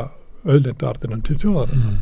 Það sem ég óttast hins vegar og held að reynslan sýni er að eins og oft þegar ef menn fá tækifæri til þess að snúa sér að tæknilegum díteilum eða smáatriðum, þá fara með þá leið í staðin fyrir að ræða hverju stórumálin. Það er auðveldara til dæmis fyrir þá sem að fá til sín auðlindaarðin í dag að verjast í tæknilegu atriðunum heldur en hinn í almennu réttlætiskröfu. Já, það er það. Og þess vegna held ég við erum leitt oft út í þessu umræðu. Já, þess vegna held ég svo er mikilvægt og undarlegt að manni sýnir að ef marka má svona stefnu yfirlýsingur og orð talsmann af pólitíska flokkana þá séu yfirgnefandi meirihluti þeirra fyrir grundvallaratriðunum, sammála þeim, auðlind þjóðarinnar, arðurinn til þjóðarinn svo fara með þess, en þeir koma sér ekki saman að negla þessa stefnu einhvern meginn niður í hvorki stjórnarskráni í löggjöf, þannig að mann geti snúið sér að því að segja hvernig framkvæmum við hana. Þá fannst mér leiðin þangað, er til dæmis mikilvægt að reyna að meta það hvað þetta er mikið, hver er stærðin, svo að við þurfum ekki að lendi því að segja að 1 milljarðs hækkun á veiðigjöldum sé eitthvað skref í áttina þegar það er umverulega svo lítið að það takk ekki að tala það. Já, ég er alveg sammála því og ég held að menn ættu að vinda sér í það og það er í raun og veru merkilegt að það skuli ekki hafa af hálfu opinbera aðeins verið gerð svona úttekt á þessu. Alveg fárlega, það er bara eins og að hafa ekki skráð eignir sínar. Já, ef að þetta er rétt sem að ég er samfærður að þetta sé einhverju 20 milljarðar og jafnveg slá upp í 100 milljarðar 2-3% af landsframleiðslunni, að þá getum við bara borið það saman við fjárlög ríkisins. Við skulum hafa í huga að Norðmenn hafa núna árum saman fengið framlög úr sínum olíusjóðu beint inn í fjárlög ríkisins og það eru verulega fjárhæðir og ótti þeirra við að það sé að fara að lækka er svona meðal annars þess að knýra á annað. Við getum líka borið þetta saman við það að við erum að basla við það á mörgum árum að byggja hér Landspítalar, Háskólasjúkrahúsið. Arðurinn og auðlindinni á einu ári, hann er meira heldur en allur byggingkostnaður. Þannig að þetta eru stóra fjárhæðir. Við höfum að það í huga að allur sjávarútvegurinn hann skilar þjóðarbúinu svona einhverjum 5-6% af verkir rannsóknarframleiðslu. Þannig að þetta eru stórar fjárhæðir og skiptir líka máli held ég bara fyrir svona, hvað við segja, sjálfsmynd þjóðarinnar. Það hefur lengi verið svona trú í okkar sögu að leiðin til þess að byggja hér upp gott og öflugt samfélag á þessum skeri í Norður-Atlantshafi, það sé að okkur takist að nýta auðlindirnar, að við þurfum á því að halda til þess að vega upp fólksfæðina og kannski að landið er ekkert sérlega gjöfult. Ef við lítum bara á stöðun í dag, að þá erum við að reka þjóðarbúið, þessi ríkisráð, í tapið, það eru fleiri tuga milljóna halli á fjárlögum. Það vantar fé inn í syngu og síður inn í hér heilbrigðiskerfið, menntakerfið og svo framvegis. Þetta skiptir tugum milljarða. En á sama tíma þá horfum við á þessa peningir raun og veru streyma úr landi eða í vasa einkaaðila án þess að gera nokkuð í því. Og ég held að það sé ekki góður búskapræðir.